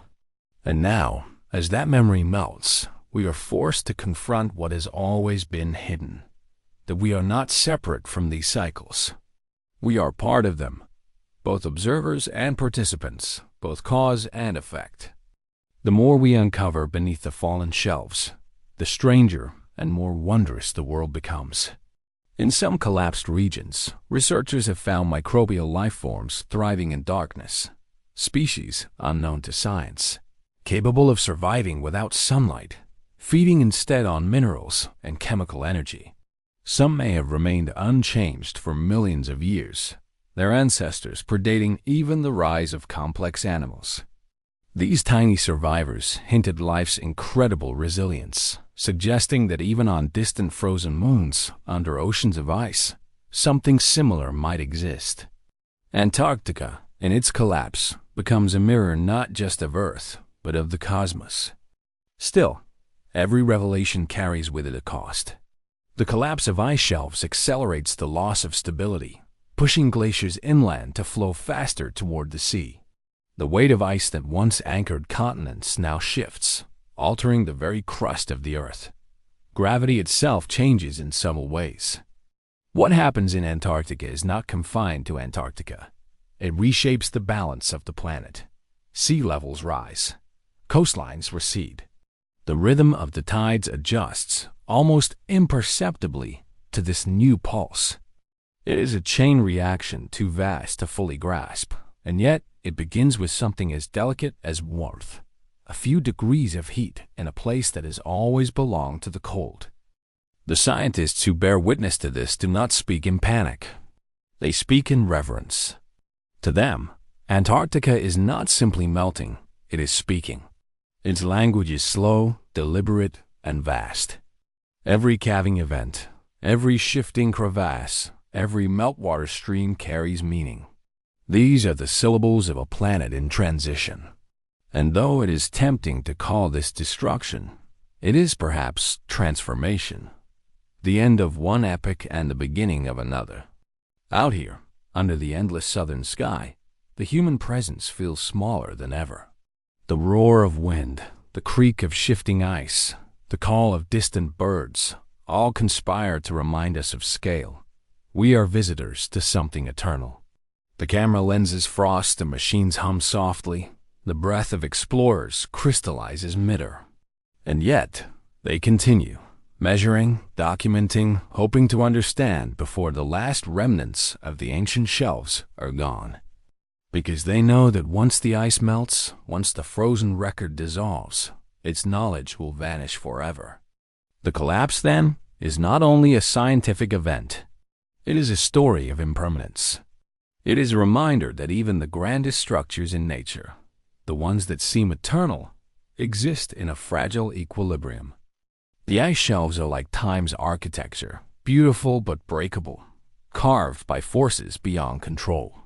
When they fall, they remind us of a truth we rarely wish to face, that everything changes and nothing, not even the coldest continent, is immune to the passage of time. And so, the great shelves of Antarctica continue to break and drift, their fragments glowing under the fading light, slowly dissolving into the sea that waits with open arms. What they leave behind is not just emptiness, but revelation, a chance to see the Earth as it truly is, alive, breathing, and ever-changing. The ice falls, the ocean rises, and somewhere between those two movements lies the story of our world, fragile, magnificent, and fleeting. The world beneath the broken shelves is not silent anymore. Where once only the deep hum of pressure and cold prevailed, now there is sound, the hiss of water flowing through new channels, the distant groan of icebergs colliding, the soft flutter of sediment disturbed after 1,000 years of stillness. Sunlight pierces through open waters that were once buried under miles of ice, scattering across the sea in a shimmer of liquid gold. For the first time in living memory, this hidden land breathes. The abyss stirs, not in chaos, but in awakening. As scientists descend into these newly revealed realms, the sense of awe is palpable. Cameras flicker through the dark, capturing otherworldly vistas. Pillars of ice hanging like chandeliers, walls streaked with ancient dust, and streams of meltwater flowing like veins through a frozen cathedral. The seafloor glows faintly in the artificial light, revealing the strange pale creatures that call this alien world home. They move slowly, like thoughts half-formed, their translucent bodies reflecting the illumination of a world reborn. Each movement feels sacred, as if life itself is remembering how to exist in light again.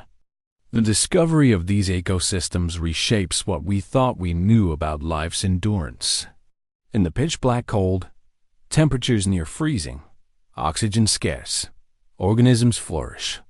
Bacteria feed on minerals rising from hydrothermal vents. Tiny crustaceans drift among mineral plumes, sustaining themselves on invisible threads of energy. Some of these life forms may have remained unchanged for millions of years, thriving beneath the ice long before humans appeared. To find them here, alive and thriving, is to confront an undeniable truth, that life will always find a way, even in the harshest corners of existence. But for all its beauty, this revelation comes with an ache of melancholy. For every ecosystem uncovered, another vanishes. The very act of exposure, of ice giving way to air and light, disrupts the equilibrium that kept these worlds alive. The cold, stable environment that protected these life forms now trembles under the intrusion of warmth and current. Some of these species may vanish before we even understand their names. Their existence becomes both a discovery and a farewell, a fleeting miracle caught between preservation and loss. And above, on the surface, the transformation continues. Where the shelves once stood, colossal barriers stretching across the horizon, now there are vast fields of drifting ice. The sea glitters with fragments the size of cities, floating like silent monuments.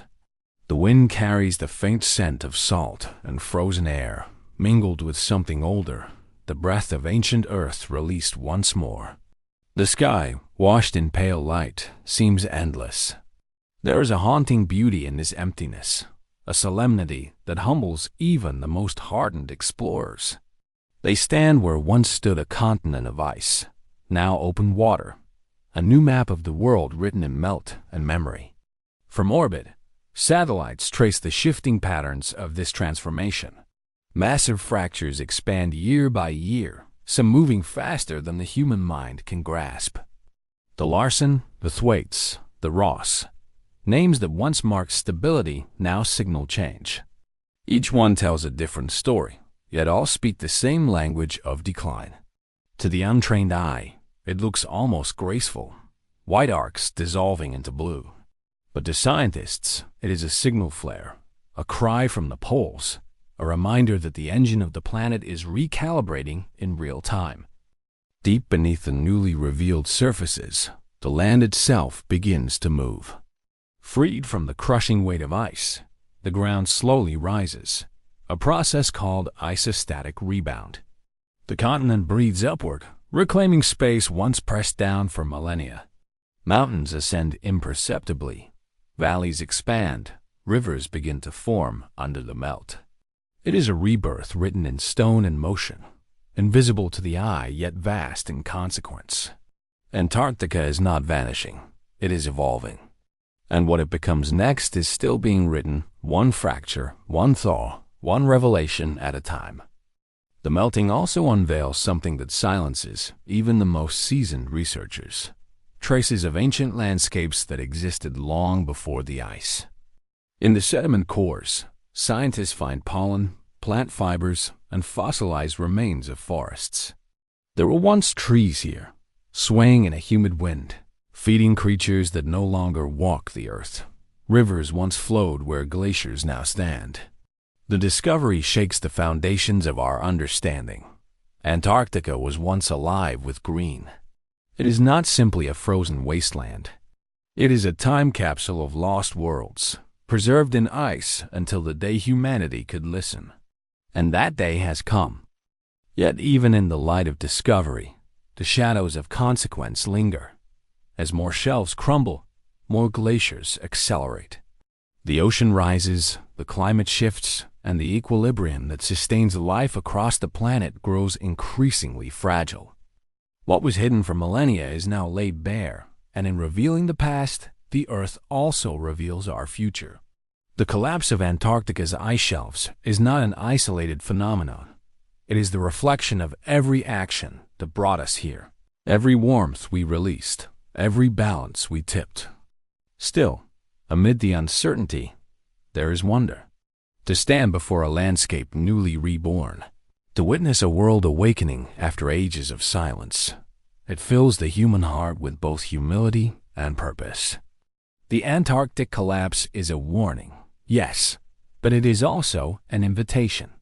An invitation to learn, to preserve, to reconnect with the forces that shaped us.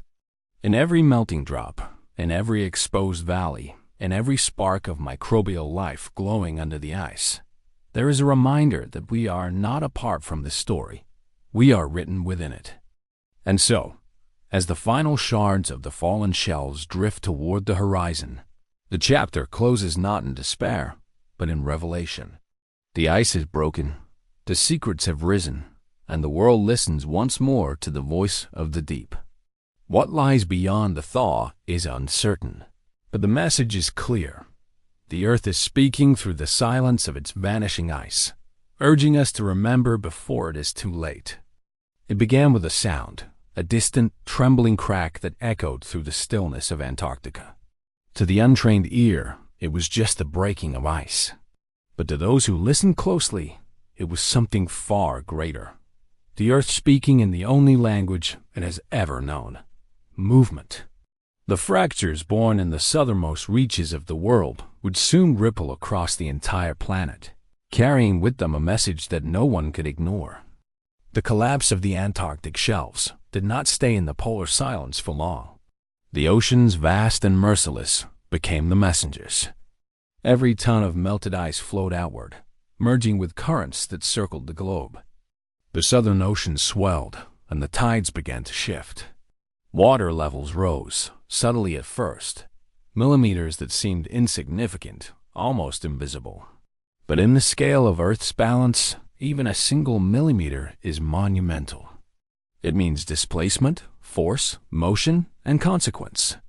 From the southern coast of South America to the low-lying islands of the Pacific, the change was first felt in whispers.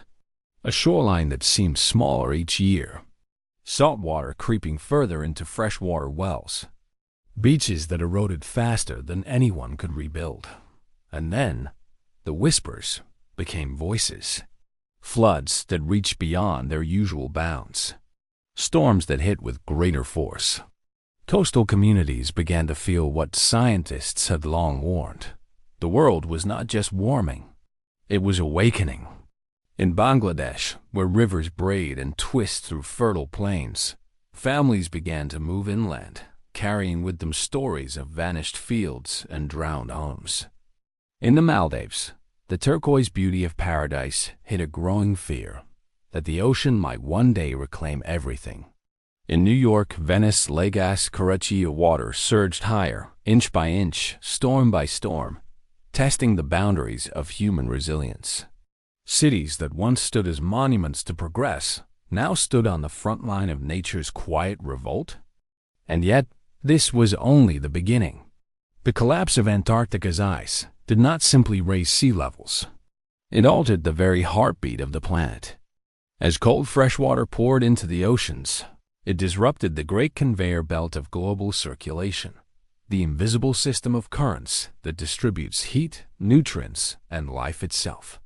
Warm water stalled, cold water sank, and in the deep, something shifted. The rhythm of the ocean, the pulse of Earth, began to change. Marine scientists aboard research vessels tracked these alterations with growing concern. Instruments lowered into the depths recorded anomalies that defied past models. Areas that should have been teeming with plankton were barren. Coral reefs bleached faster than they could recover. Fish migrations faltered, their ancient roots disoriented by waters no longer predictable. In the Arctic, ice thinned to record lows, and the polar mirror that once reflected sunlight back into space dimmed, amplifying the heat it once repelled. It was as if the poles, those twin sentinels of balance, were unraveling in unison. Meanwhile, on land, the signs were equally profound. Droughts lengthened their grip on once fertile lands. Forests burned with an intensity unseen before, releasing plumes of carbon that fed the very fever consuming them. Rivers that had flowed for centuries began to shrink, their sources disappearing under the sun's relentless glare. Farmers looked to skies that no longer promised rain, and the cycle of scarcity deepened. Food, water, shelter, the basics that define civilization, began to tremble under the weight of imbalance. In laboratories and think tanks across the world, scientists raced against time to model the unfolding chaos. Their graphs showed futures that blurred the line between warning and inevitability. Each new data point painted a picture that was harder to ignore. The Antarctic collapse was not an isolated tragedy. It was a catalyst. It had set in motion a cascade of feedback loops that fed upon themselves. Melting begetting warming, warming begetting more melt. A spiral, elegant in its physics and devastating in its reach. And yet, amid this acceleration, humanity hesitated. Some denied, some debated, others despaired. But a few listened, deeply. These were the voices that refused to let the story end in silence. They understood that the cracks in the ice were not just fractures in a continent. They were fractures in our own understanding of what it means to coexist with a living planet. The Antarctic collapse was not a disaster to watch from afar. It was a reflection, a mirror held up to every choice made in the pursuit of progress. Across the world, artists, writers, and filmmakers began to interpret the event not only as science, but as story, a parable of power and fragility. They painted the ice as both victim and witness, the sea as both destroyer and deliverer. Museums held exhibits on the melting edge, where visitors could touch water collected from ancient Antarctic ice, the last drops of a frozen age. Children pressed their hands against glass, staring at bubbles trapped for 1,000,000 years, and asked questions no generation before them had ever needed to ask. What happens when the past melts into the present? And still, the earth moved. The tides rose. The cracks spoke. From the depths of Antarctica to the shores of every continent, the same pulse echoed, the rhythm of a planet in transition. What was once confined to the ends of the earth now touched every life, every city, every dream of permanence humanity had ever built. The world was beginning to understand that the collapse of ice was not the end of something far away. It was the beginning of something everywhere. The world had always believed itself too vast to be changed by a single event. But as the ice shelves fractured and fell, humanity began to feel the tremors in every corner of life. The ocean currents that once flowed like veins beneath the surface began to falter, altering weather patterns that had governed entire civilizations for millennia. Storms brewed where calm once prevailed. Rain fell in deserts, while forests drowned under skies that no longer remember balance. It was as if Earth's memory had been rewritten, and humanity was living inside the correction. The monsoon, once the heartbeat of Asia, began to arrive out of rhythm. Sometimes it came too early, flooding crops before they could mature. Other times it came too late, leaving fields cracked and barren. The farmers who had relied on its predictability for generations found themselves adrift, their ancient calendars rendered useless. In South America, the Amazon struggled to breathe, its canopy thinned by heat, its rivers shrinking into shallow scars. Each drought set loose fires that devoured what remained, sending black smoke spiraling into a sky already heavy with carbon. The ice had not just melted. It had rearranged the world's equilibrium. The melting weakened jet streams, those invisible rivers of wind that shaped the weather, turning them erratic.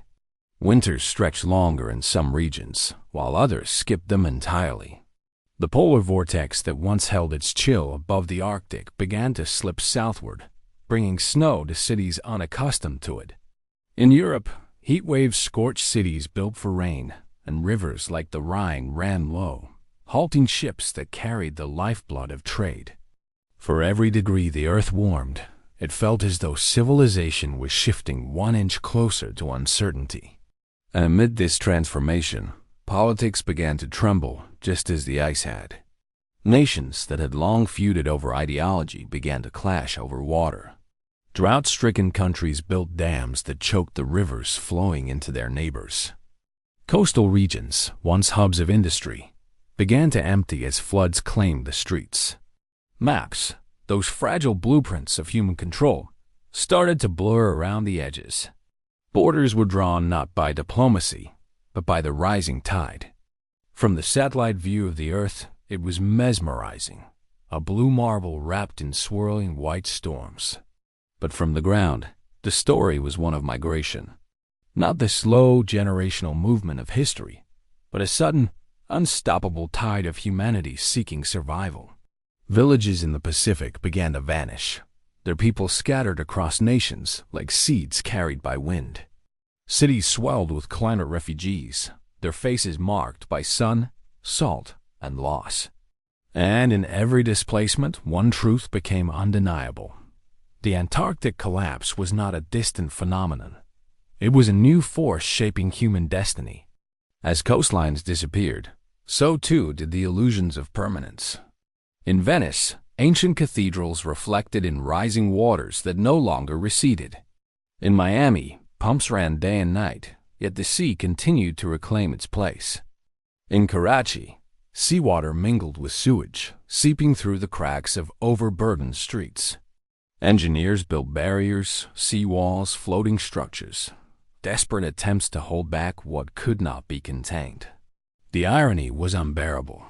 The same hands that had dug oil from the earth and choked the sky with fumes were now building walls to protect themselves from their own creation. The while nations fought to preserve what they could, some began to look beyond survival, toward adaptation. Iceland, Greenland, and parts of northern Canada became unexpected frontiers, their once frozen lands thawing into fertile soil. Investors arrived before the scientists could measure the risks. Ports expanded, trade routes opened through the once impassable Arctic, and new political alliances emerged around resources that had been locked beneath ice for centuries. It was as if the collapse of one world had given birth to another, colder in spirit, but warmer in temperature. Yet beneath the rush for opportunity lay an unspoken fear. What if the melting never stopped? What if the balance we sought to restore was already gone? In research stations across Antarctica, scientists stared at computer models that extended decades into the future. The projections were stark. If current trends continued, sea levels could rise several meters within the lifetime of children already born. That meant entire nations could vanish beneath the waves. Cities like Shanghai, Dhaka, and Alexandria, homes to millions, could become ruins beneath the sea. The age of displacement would not be temporary. It would be permanent. And so humanity stood divided between those who clung to denial and those who sought meaning in the chaos. Philosophers began to ask whether the Earth was simply returning to equilibrium, whether humanity was a passing experiment in the planet's long history. Artists wrote elegies to glaciers, architects designed cities that could float, and engineers dreamed of machines that could refreeze the poles. It was a new kind of renaissance, born not from triumph, but from the fear of extinction. Meanwhile, in the abyssal depths of the Southern Ocean, the story continued unseen. The collapse above had awakened movements below. The water temperatures rose, disturbing the ancient ecosystems that had thrived for eons in perfect cold. Giant icebergs, each the size of cities, drifted northward, carving invisible paths of destruction through marine life. They carried within them the remains of frozen bacteria, ancient spores, and long-buried nutrients, relics from a time when the world was young. As they melted, they released this frozen archive into the sea, a silent mingling of past and present. The paradox was haunting. In death, the ice gave life. The nutrients released from melting shelves fed blooms of plankton that painted the oceans green and blue, sparking brief explosions of vitality. Whales returned to feed, seabirds circled in vast numbers, and the ocean seemed, for a fleeting moment, reborn. Yet this revival was deceptive, a final flourish before depletion. For with each wave of life came a deeper depletion of oxygen, a weakening of the ocean's ability to heal itself. It was beauty born from collapse, fleeting, fragile, unforgettable. The cracks in the Antarctic ice had started as physical fractures, but now they had become metaphors for something greater. The fragility of systems once thought eternal. The Earth, the climate, even the rhythm of human civilization, all were bound by invisible threads, and one by one, those threads were coming undone. And as the planet drifted into this new state of uncertainty, a question lingered, heavier than the storms, louder than the waves. Could humanity learn to listen, truly listen, to the sound of its own creation breaking apart? The cracks in the ice had long been warnings. Now they were mirrors, reflecting humanity's own fractures back upon itself. Across the world, as the seas rose and storms grew wilder, a quiet reckoning began to take shape. The question was no longer whether the ice could be saved, but whether humanity could save itself from what it had unleashed. In the laboratories of Berlin, Kyoto, and Cape Town, teams of scientists huddled under the pale glow of screens. Equations danced across their monitors, models of atmosphere, ocean, and ice interacting in an accelerating spiral. Each calculation carried both promise and despair. They were trying to predict the future that changed faster than their instruments could measure. Outside, the seasons were no longer reliable. Spring arrived in February. Winter lingered in April. Entire ecosystems seemed caught in confusion. unsure whether to bloom or hibernate.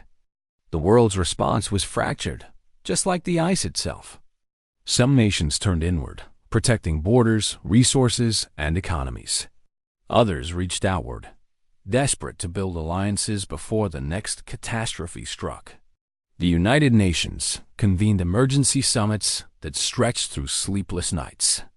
Delegates spoke of adaptation frameworks, carbon-negative goals, and geoengineering options. But behind the language of policy was the same unspoken truth. Time was slipping through humanity's fingers as surely as the meltwater through the glaciers. For the first time, humanity looked south, truly south, to Antarctica, not as a remote wilderness, but as the ticking core of the planet's fate. Expeditions multiplied. Satellites orbited overhead, their sensors piercing clouds and darkness to map the ice's decline in heartbreaking precision. The imagery was undeniable. Entire ice shelves disintegrating like shards of glass. Each collapse triggered another, a chain reaction stretching for hundreds of miles. What had once been ancient, unyielding ice, older than civilization itself, was vanishing in the span of a human lifetime. Yet, amid the collapse, something remarkable began to happen. From despair rose invention. From loss, a kind of furious creativity. Engineers and visionaries proposed ideas that once belonged only in science fiction. Massive carbon capture towers, oceanic reflectors to deflect sunlight, and even experimental ice restorers designed to thicken thinning glaciers using chilled seawater. In Iceland, a group of young scientists tested a prototype, an array of turbines that drew in air and froze vapor into snowflakes, releasing them over glacial caps. It was a small, fragile gesture, but it was something. Around the world, new cities began to rise, designed not against nature, but with it. In the Netherlands, floating neighborhoods bobbed on the waves, tethered by flexible pylons that rose and fell with the tide. In Singapore, vertical farms climbed into the sky, feeding millions without needing sprawling land. In Kenya, communities harnessed saltwater filtration powered by sunlight to turn seawater into fresh life. The ingenuity of survival became the greatest story of the modern age. Humanity, it seemed, was learning to breathe underwater, metaphorically and almost literally. The progress came with paradox. For every innovation, there was exploitation. Companies saw profit in crisis, mining the Arctic's thawed lands for oil, gas, and rare minerals once sealed beneath permafrost. Cargo ships began to traverse the newly opened Northern Passage, a shortcut carved by climate change itself. The irony was unbearable.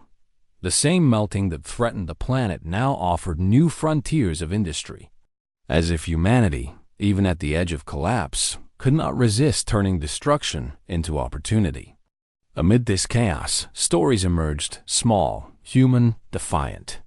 In Chile, a teacher named Elena brought her students to a beach each week to collect fragments of plastic washed ashore by shifting tides. She told them, "We clean not because it's enough, but because it's right." In northern Canada, Inuit elders taught their grandchildren to read the stars again, as satellite signals became unreliable in magnetic storms. And in coastal Japan, monks began to carve prayer stones marking where the sea had reached, not as memorials, but as warnings to the future. Each act, in its own quiet way, was resistance. Artists, too, took up the call. Murals appeared on city walls depicting glaciers as saints, oceans as spirits. Music festivals powered entirely by renewable energy gathered thousands beneath open skies, where songs became both elegy and anthem. Documentaries brought the voices of melting ice to global audiences. The groans and cracks of glaciers translated into soundscapes that felt like sorrow itself. Humanity was not just adapting. It was remembering.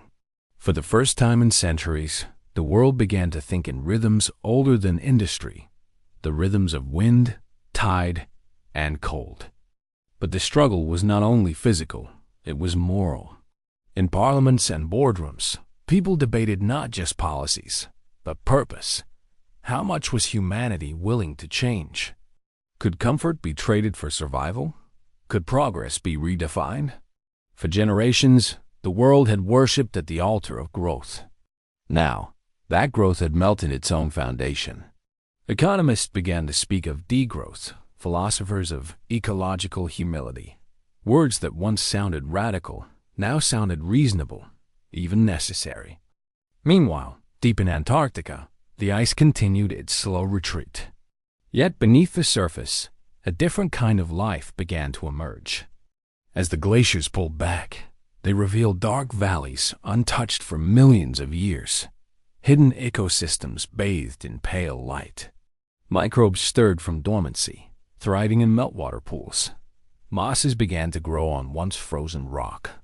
It was the Earth's quiet reminder that endings are never absolute. Even in collapse, there is creation. Still, the clock ticked forward.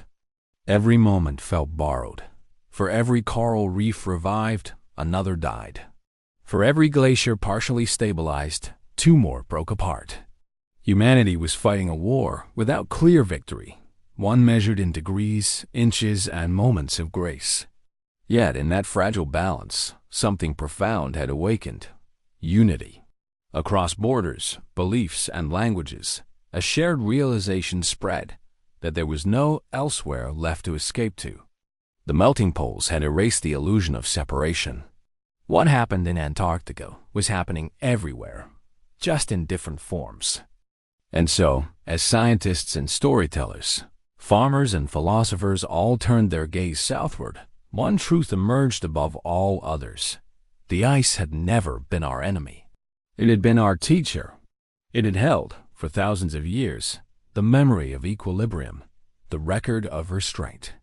And now, as it vanished, it asked only this: will you remember what balance feels like before it's gone forever? The wind over the Antarctic plateau carried no answer, only a sound. A low, resonant hum, ancient and eternal, like the breath of the planet itself. Humanity listened. For the first time, it was not too late to understand. The world stood in a strange stillness, the kind that comes not before a storm, but after a revelation. The seas had risen, the skies had changed, and humanity, for all its technology and intellect, had been humbled by the simple force of nature returning to its rhythm. It was a silence laced with awareness, the kind that follows a truth finally acknowledged. The cracks that had begun in Antarctica now ran through the architecture of civilization itself, through its systems, its economies, and its myths. Humanity could no longer pretend that it stood apart from the planet. The illusion of separation had melted away with the ice. From orbit, the Earth still looked beautiful, perhaps even more so. The swirling clouds, the vast blues and greens, the glowing edges of dawn. Yet from the surface, beauty had become complicated. The same sunlight that painted the oceans gold also scorched the soil. The same rain that filled the rivers also drowned the cities. It was as though the planet was reminding its children that balance is not always gentle. Sometimes it must break you to make you listen. In the southernmost research stations, the scientists who remained began to live like monks. Their lives revolved around measurement, observation, and quiet awe. They recorded the ice's final breath with instruments so precise they could hear a glacier's internal crack hours before it reached the surface. Each sound was archived like a prayer, the dying hymns of an ancient continent. Some nights, they gathered outside beneath the aurora's shimmering veil, speaking in low tones about the world beyond the horizon. They wondered whether people still looked up at the same stars, or whether the noise of survival had drowned the sky from memory. Back in the north, a cultural shift was underway. Subtle, profound, irreversible. The word progress began to lose its old meaning. Growth was no longer measured in profits, but in preservation. Schools began to teach not just science, but stewardship, the art of living gently upon the earth. Children learned that the ice had once been the planet's heartbeat, and that when it faltered, so did everything else. The next generation did not see Antarctica as distant or cold. They saw it as sacred, a place that had suffered so much silence that it had become the voice of all things voiceless. In this new world, art flourished again. Painters captured the translucent blues of melting ice. Poets wrote verses that felt like snow falling on still water. And composers used the sounds of cracking glaciers as instruments in symphonies dedicated to the planet itself. Humanity, in rediscovering fragility, rediscovered beauty. The grief of the age became its inspiration. Cities built gardens on their rooftops, rivers were given back their floodplains, and once barren lands began to heal beneath rewielding hands. For the first time in centuries, the earth was not being conquered. It was being courted. But even as hope flickered, the shadow of consequence still loomed. The global climate had not yet found equilibrium. Storms still gathered where warmth met cold, and oceans still gnawed at their shores. The Antarctic melt continued, slower now, but unstoppable in its inertia. Humanity had learned to adapt, yet adaptation had its limits. Some regions were lost entirely, reclaimed by the sea and left a myth. Maps were redrawn, history rewritten. In those losses, humanity found a strange resilience, an acceptance that permanence had never truly existed. In a small coastal village on the edge of Patagonia, a fisherman named Luis stood by what used to be his home. The sea had taken it years ago, yet he still returned each morning, casting his net where the street once ended. To outsiders, it was madness. To him, it was devotion. "The ocean remembers," he said softly one dawn, his reflection shimmering in the rising tide. "It gives and takes, but it never forgets." That sentence, recorded by a passing journalist, would travel across the world, a quiet truth echoing the sentiment of an age. And in Antarctica itself, something unexpected began to unfold. Beneath the layers of ice still standing, scientists detected ancient formations, subglacial lakes untouched for millions of years. As probes descended into their pristine darkness, they discovered microbial life forms thriving in isolation, unbothered by the chaos above. These creatures, microscopic and resilient, had endured every climatic shift Earth had ever known. Their discovery sent a shiver through the scientific world, proof that life, even in the harshest conditions, finds a way to persist. It became a symbol, a metaphor for everything that had transpired. The ice was melting, yes, but from its depths came evidence that life does not simply end, it transforms. The collapse had not been an extinction, but an evolution. And humanity, too, was being asked to evolve not technologically, but spiritually. To remember that survival is not about dominance, but about harmony. As the global temperature began to stabilize, a fragile pause in the upward climb, a quiet consensus emerged. The story of the ice was not one of loss, but of awakening. The cracks that once sounded like endings were, in truth, openings. Openings to reflection, to renewal, to remembering what it means to belong to something larger than oneself. The planet, scarred yet still alive, whispered through wind and water, "Begin again." One evening, as the sun hovered low over the Antarctic horizon, the light struck the remnants of a broken ice shelf. The shards glittered like glass, casting reflections across the sea. It looked, for a moment, as if the continent were made of stars, a galaxy adrift upon the ocean. A camera aboard an orbiting satellite captured the image, and within hours, it spread across the world. People stopped to look, in offices, in cafes, in shelters. For the first time in a long while, silence fell not from despair, but from awe. The image became a symbol of this era, the Earth's broken beauty, shining even as it healed. It reminded the world that fragility is not failure, that to endure is not merely to survive, but to listen. And so, as the final chapters of this story approached, humanity found itself at a threshold. The cracks had spoken, The world had listened, and now, from beneath the ice, something older and wiser was stirring, waiting to be found. The next chapter would not be about collapse. It would be about memory and what the Earth still remembers beneath the silence. Long before the first human eyes looked upon the white expanse of Antarctica, the continent was not a frozen wasteland. It was alive. Beneath its glaciers, once, there were forests. Rivers wound through valleys where ferns rose higher than a man, and winged reptiles glided over canopies that shimmered in humid air. The land we know now as eternal ice was once green, pulsing with life. But time, ever patient, turned the world upon its axis, and the sun's warmth shifted away. Slowly, the forests slept, the rivers froze, and the land became a tomb for everything that came before. Now, as the ice retreats, that tomb begins to open. What had been locked away for 30 million years is stirring again. And what it reveals is not only the history of a continent, but the memory of the planet itself.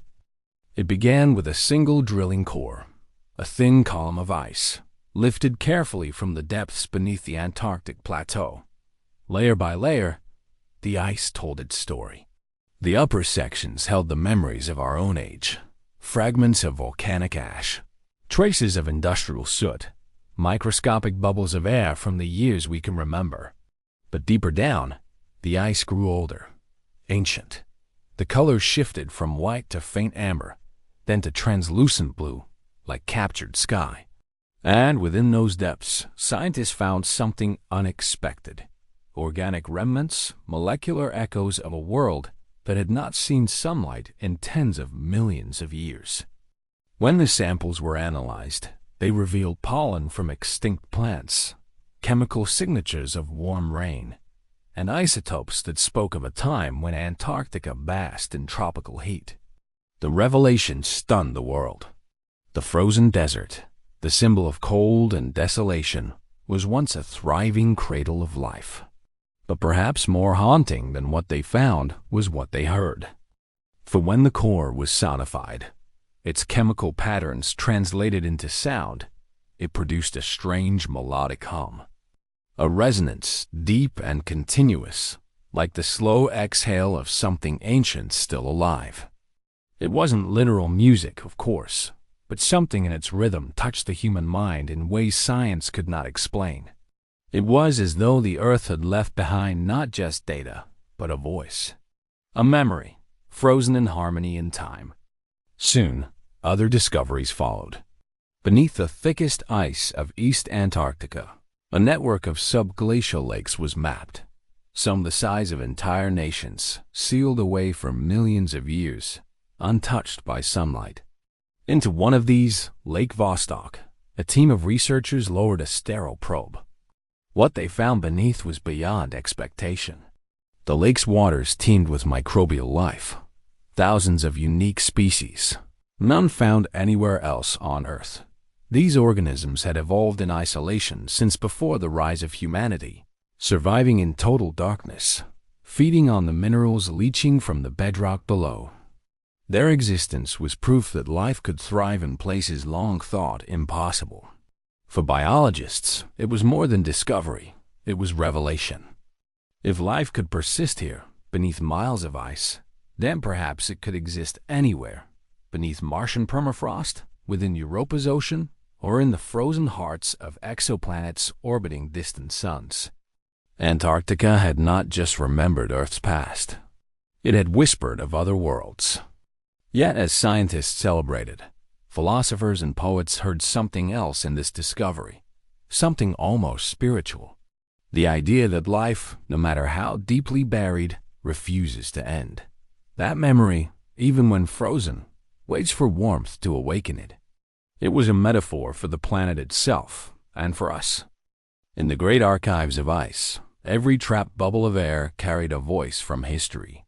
Carbon from ancient fires, dust from volcanoes that had reshaped continents, tiny remnants of cosmic dust fallen from distant stars. To look into that ice was to look backward through time, to see the heartbeat of Earth recorded molecule by molecule. And the deeper the cores went, the more the illusion of separation dissolved. The line between geology and biology blurred. The ice was alive in its own way, a living memory of balance, of loss, of resilience.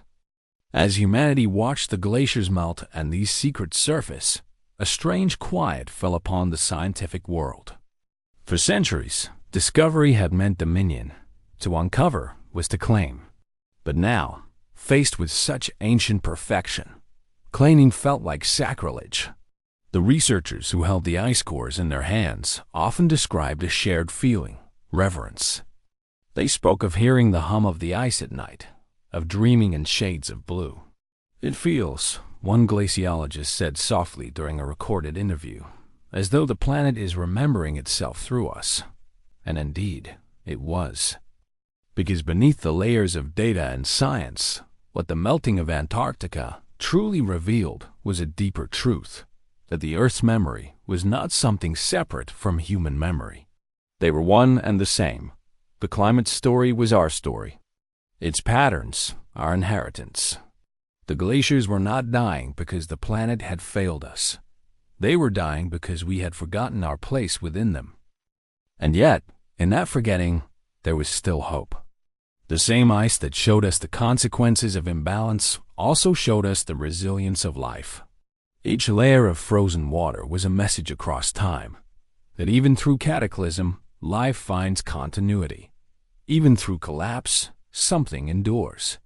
As the world listened to the melting, it began to hear not destruction, but memory, and with it, possibility. Humanity was beginning to remember, too. The story of Antarctica, it turned out, was not a story of endings. It was a story of return. In the heart of Antarctica's frozen interior, a silence so profound blankets the world that it almost becomes a sound of its own, a low, trembling hum that seeps into bone. It is here, beneath the white vastness, that humanity's deepest probes have reached, and where the Earth's most private memories lie waiting. What scientists first believed to be a mere record of geological time is now being seen as something far greater, a living monument to evolution, extinction, and rebirth. In 2023, a joint expedition from several nations drilled through 3 kilometers of solid ice to reach an isolated cavern beneath the Amory ice shelf. What they expected was simple water, but what emerged from the sample container was far from ordinary. Suspended in the subglacial fluid were microscopic filaments, long, crystalline strands shimmering faintly under ultraviolet light. They were not mineral. They were biological. When studied under electron microscopes, the filaments displayed structures no known organism possessed, spiral lattice laced with metallic ions, capable of refracting light in geometric patterns. Their DNA sequences were only partly recognizable. Some sections matched ancient extremophiles found in hydrothermal vents, while others seemed alien to Earth's genetic tree altogether. The findings sent ripples through the scientific community. Had evolution created a new form of life in the ice, or were these remnants of something far older, something that predated the ice itself? Speculation grew. Some theorized that meteorites striking Antarctica long ago could have carried prebiotic material, microscopic travelers from elsewhere in the cosmos. The frozen continent, acting as both cradle and crypt, may have preserved them across eons. Indeed, countless meteorites have been discovered embedded in its glaciers, perfectly preserved. Each one is a fragment of another world, a fossil from the dark beyond. In Antarctica, the stars themselves have fallen and found rest. Among these cosmic relics, one stood apart, a metallic sphere no larger than a fist, discovered buried deep within a newly exposed ice ridge near Queen Maud Land. Its surface bore symmetrical etchings, not unlike the fractal geometry found in snowflakes, but too precise, too deliberate to be natural. Scientists debated its origin fiercely. Some dismissed it as a geological oddity. Others whispered that it might be something different, perhaps a remnant of an ancient technology, a message from a civilization erased by time. The sphere was taken to a research station and scanned. When exposed to resonance frequencies, it emitted faint electromagnetic pulses, rhythmic, recurring, like a pattern, a heartbeat. It was impossible, irrational, yet undeniable. The ice had not just preserved matter, it had preserved mystery. As the world's attention turned toward these findings, something unexpected began to happen. Across several Antarctic research bases, instruments started picking up low-frequency vibrations emanating from deep beneath the ice sheets. Sounds that repeated every 24 hours, subtle but persistent. They resembled seismic tremors, but lacked the chaotic signatures of earthquakes. Instead, they pulsed in measured intervals, synchronized, as though something beneath the continent were breathing. Theories arose: melting water channels, pressure releases, natural oscillations. But those who listened closely felt otherwise. Some researchers described it as organic, like the pulse of something vast and sleeping. It became known quietly among the teams as the Antarctic heartbeat. For the first time, science began to collide with wonder in a way that neither could escape. Documentaries called it the soul of the planet waking. Religious scholars drew parallels to creation myths that spoke of gods, buried beneath mountains or oceans, awaiting the return of warmth. For indigenous storytellers from the southern oceans, it echoed ancient legends of a white land at the edge of the world where spirits of the old earth slumbered beneath the frozen skin of time. And yet, even amid the myth, there was fact. The vibrations were real. The strange sphere was real. The microbial filaments were alive.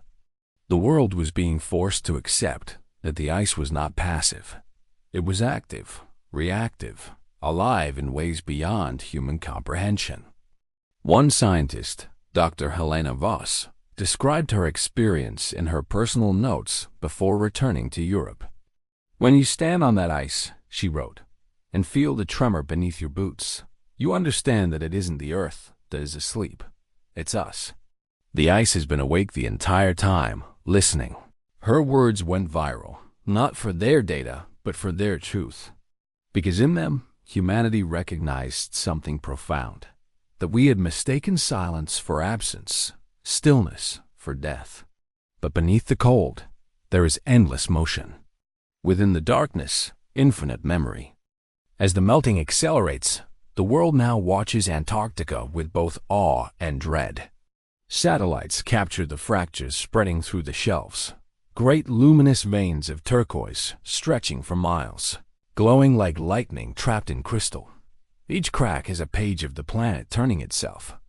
Each meltwater river is a line of memory escaping into the sea. And what flows from beneath those glaciers is not only ancient water, it is history itself, liquefied and released. Every particle, every molecule that breaks free carries the memory of eons. In that sense, Antarctica is not vanishing, it is speaking. And the oceans, rising with its melt, are carrying that message to the rest of the world. The mystery remains who or what will listen. The deeper we dig, the more it feels as if the continent itself is aware of our presence. Equipment malfunctions without reason. Sensors register signals before storms arrive. Drones lose guidance when flying over certain magnetic anomalies. Some call it coincidence. Others whisper of electromagnetic interference caused by unknown sources. But among those who have lived on the ice long enough, there's an unspoken belief. Antarctica protects its own secrets, and maybe that's the truth. Maybe the ice is not hiding from us. Maybe it's protecting us from what lies within. Because when the old world wakes and the frozen memory of the planet fully thaws, the question will not be whether we are ready to uncover the truth. It will be whether we deserve to.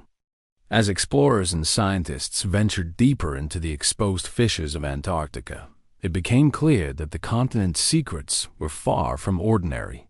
What had been assumed to be remnants of ancient climates, fossilized microbes, and ice-trapped air bubbles revealed themselves as fragments of a narrative much larger than any single human lifetime. Each layer of ice seemed to speak not just of what had occurred, but of how time had passed, measured, recorded, and preserved in crystalline archives that predated history. In the deepest boreholes, instruments detected rhythmic fluctuations that could not be accounted for by geology alone. Pulses of magnetic energy, periodic yet irregular, emanated from beneath the bedrock, traveling through ice and rock alike. Scientists debated endlessly. Some proposed tectonic oscillations or geothermal currents.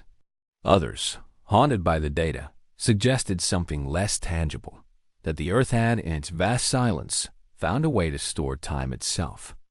It was a terrifying and exhilarating thought. The ice was a chronicle, not merely of matter, but of experience. The collision of continents, the rise and fall of seas, the birth and death of species, all encoded within frozen layers. Each snowfall, each sediment deposit, each trapped air bubble contained both a record of change and a template of continuity. It was as if the Earth remembered everything, meticulously and unforgettably, and Antarctica was its memory vault.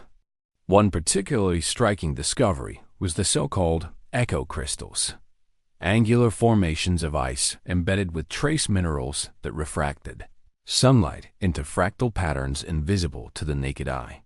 When scanned with lasers, they emitted microvibrations that, once amplified, produced faint harmonic sequences. These sequences resembled, in some strange way, the mathematical patterns of planetary orbits. Researchers began to wonder, were these vibrations a passive phenomenon, or could the ice be responding, consciously or unconsciously, to the passage of celestial cycles? It was impossible to prove. And yet, the effect was undeniable. Scientists reported feeling disoriented when standing near the crystals, a vertigo not caused by altitude or temperature, but by perception itself. Time seemed to stretch and contract. Minutes lingered, and seconds slipped away with unnatural fluidity. One glaciologist later wrote in her journal, "It is as if the ice knows what comes next, and in that knowing, it reaches for us." These discoveries were not limited to the frozen surface. Subglacial lakes, long sealed from the atmosphere, contained traces of chemical isotopes that indicated environmental shifts far older than human measurement. Layers of sediment suggested repeated cycles of warming and cooling, of life and extinction, some spanning tens of millions of years. The deeper the team drilled, the more they found that these lakes were not inert. They were living archives. Microbial life adapted over epochs, evolving strategies that human science could barely comprehend. Some microbes metabolized metal ions, some absorbed radiation, and some seemed to respond to subtle electromagnetic pulses from the ice above. It was tempting to call these microorganisms relics, survivors of another age, but they were more than relics. They were the ice's sentinels. They thrived in isolation, guarding secrets encoded not only in their DNA, but in their very existence. The realization struck the researchers with awe. Life itself had become the chronicler of time. And in Antarctica, the chronicler had achieved perfection. Outside the laboratories, storms whipped across the continent, as if in rhythm with the revelations beneath. The wind tore across ridges and valleys, carrying shards of ice and whispers of sound. In these moments, those who had spent months isolated in research stations reported something extraordinary. Visions.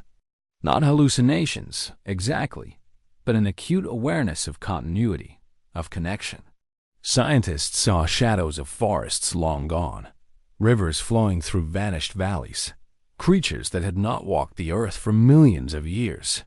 The ice, they realized, was not merely a record, it was a conduit, a bridge connecting the present to the deep past. Philosophers, writers, and poets began to interpret these findings in a language beyond science. Antarctica was no longer a continent, it was a keeper of memory. Its frozen corridors reminded humanity of impermanence, but also of persistence. It suggested that time was not a straight line, but a loop, a spiral, a living archive waiting to be deciphered. The collapse of ice shelves above, once feared as destruction, now appeared as revelation, peeling away layers not just of frozen water, but of the universe's own recollection. And yet, with revelation came humility. The more humanity learned, the more it realized how small its understanding truly was. The Antarctic heartbeat, the echo crystals, the sentient microbes all suggested that life and memory extend far beyond conscious perception. Civilization, with its calendars, clocks, and schedules, measured time in minutes and years. The ice measured it in eons. The planet's memory was vast, patient, and indifferent to human ambition. In this context, the melting of ice, while catastrophic, was also a message, a chance to witness the deep record before it vanished. What humanity had once treated as wilderness was now a library older than all written history. The fractures and flows, the hidden lakes and mineral veins, were pages of a book that had been waiting to be read. But reading it demanded humility, patience, and reverence. Any attempt to force understanding could destroy as much as it revealed. The implications were profound. Humanity could not hope to control the planet without first understanding its memory. To live sustainably was not merely a technical challenge, but a moral one, a recognition that life itself has continuity that surpasses any single generation. Antarctica, in its silence and in its ice, offered guidance. Respect the cycles, honor the history, listen to the pulse of time itself. As the sun set low on the horizon, casting long shadows across crevasses and ice ridges, one could almost see the continent breathing. Its frozen layers shimmered in twilight, reflecting the light in ways that seemed almost sentient. It was a landscape alive not in the sense humans typically understand, but alive in memory and awareness. And as scientists packed their instruments for another day, the ice whispered in the only language it knows. Not words, but resonance, pulse, and the hum of enduring time. The discoveries beneath Antarctica had begun to reshape the human imagination. It was no longer a place of isolation or emptiness. It was a testament, a library, a museum, a cathedral. And for the first time, humanity understood that history was not just what we record in books or monuments.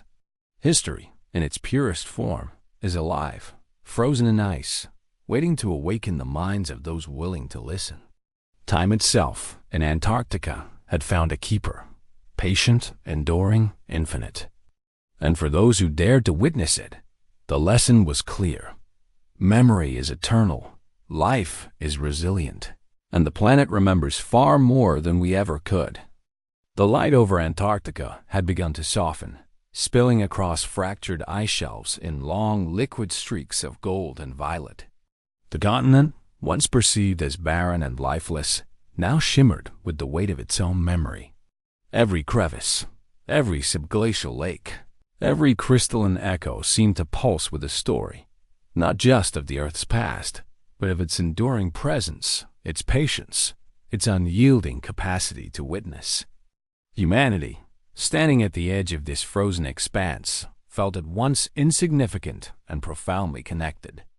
For months, research teams had documented the discoveries, microbial filaments that defied known biology, echo crystals vibrating with ancient harmonics, metallic meteorites etched with geometry that suggested intelligence beyond imagination.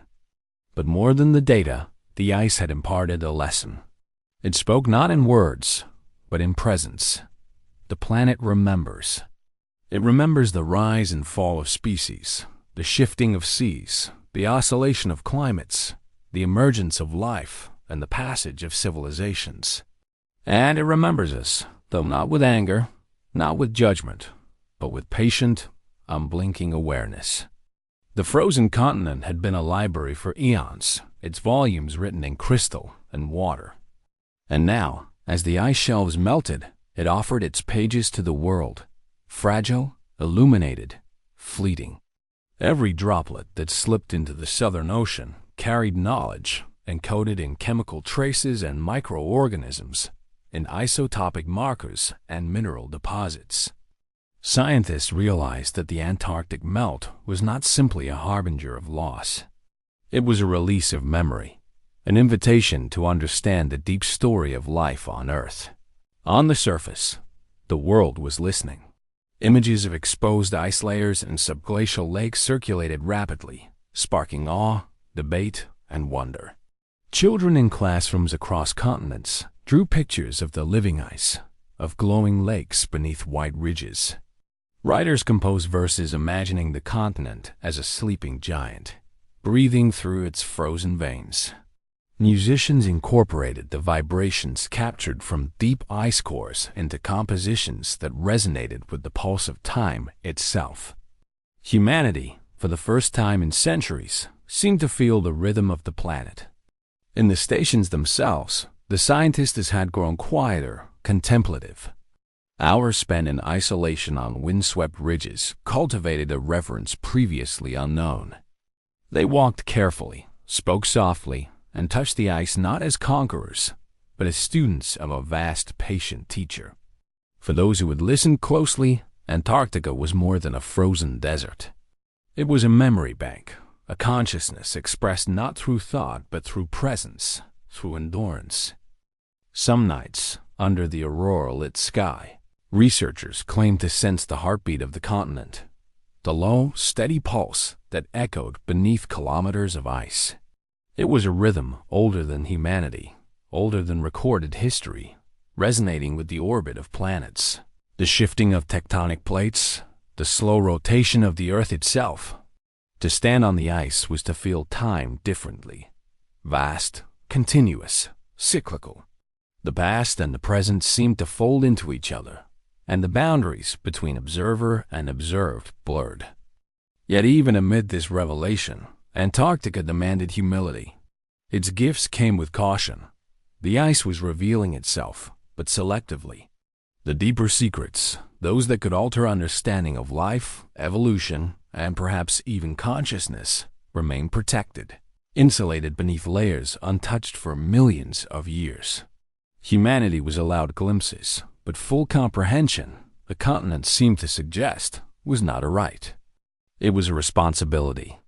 The lessons of survival, adaptation, and respect were not abstract theories. They were instructions written in ice and time. For coastal cities around the world, the melting ice continued to challenge civilization. Seas rose, storms intensified, and migration surged. Yet within the crisis lay opportunity, the chance to reconcile with the planet, to act in alignment with the rhythms long encoded in Antarctica's memory. Scientists, policymakers, and citizens began to collaborate on unprecedented scales. Renewable energy initiatives expanded. Oceanic restoration projects multiplied. Education shifted from consumption to stewardship. Humanity's reckoning with the ice had sparked a reckoning with itself. And then there were moments of pure awe. In one subglacial cavern, researchers lowered a probe that illuminated a vast chamber beneath kilometers of ice. Crystals grew from the ceiling like stalactites, dripping slowly into the pristine water below. The light refracted into cascading rainbows, painting the icy walls with ephemeral colors. It felt alive. It was alive. The ice had preserved beauty in its purest form, untouched by human hands, and now humanity was invited, silently, humbly, to witness it. Through all of this, the metaphor became clear. Antarctica is memory. Memory is resilience. Resilience is life. Every fracture in the ice, every exposed subglacial lake, every microbe surviving in darkness is proof that continuity persists even amid collapse. The planet had endured shifts far more catastrophic than the current era. Species had risen and fallen. Climates had swung from warmth to ice. Yet the memory endured. Humanity, too, could endure, if it remembered, if it listened. As the sun dipped below the horizon, the frozen landscape glowed with the soft luminescence of twilight reflecting off ice, like a celestial mirror. The continent seemed to breathe, slow and eternal. And for a fleeting moment, It felt as though the ice had spoken directly to the human heart. Not in words, but in awareness, in presence, in the hum of memory stretching across millions of years. The final message of Antarctica is not fear. It is reflection. It is recognition. It is hope. The ice teaches that life is fragile, yet persistent. That memory is enduring, yet vulnerable. That understanding is precious, yet attainable if approached with reverence. And as humanity steps forward, faced with rising seas, shifting climates, and a future that is uncertain, one truth remains luminous and clear. The earth remembers, the ice preserves, and within that memory lies the guidance needed to endure. The frozen continent, patient and unyielding, will continue to bear witness long after humans are gone. And if we are willing to listen, truly listen, we may yet learn to live in harmony with the rhythms of time itself. Antarctica is no longer a distant wilderness. It is a teacher, a guardian, a chronicle, and a reminder. Memory endures, life persists, and the story of the planet continues, written in ice, whispered in water, sung in the pulse of time.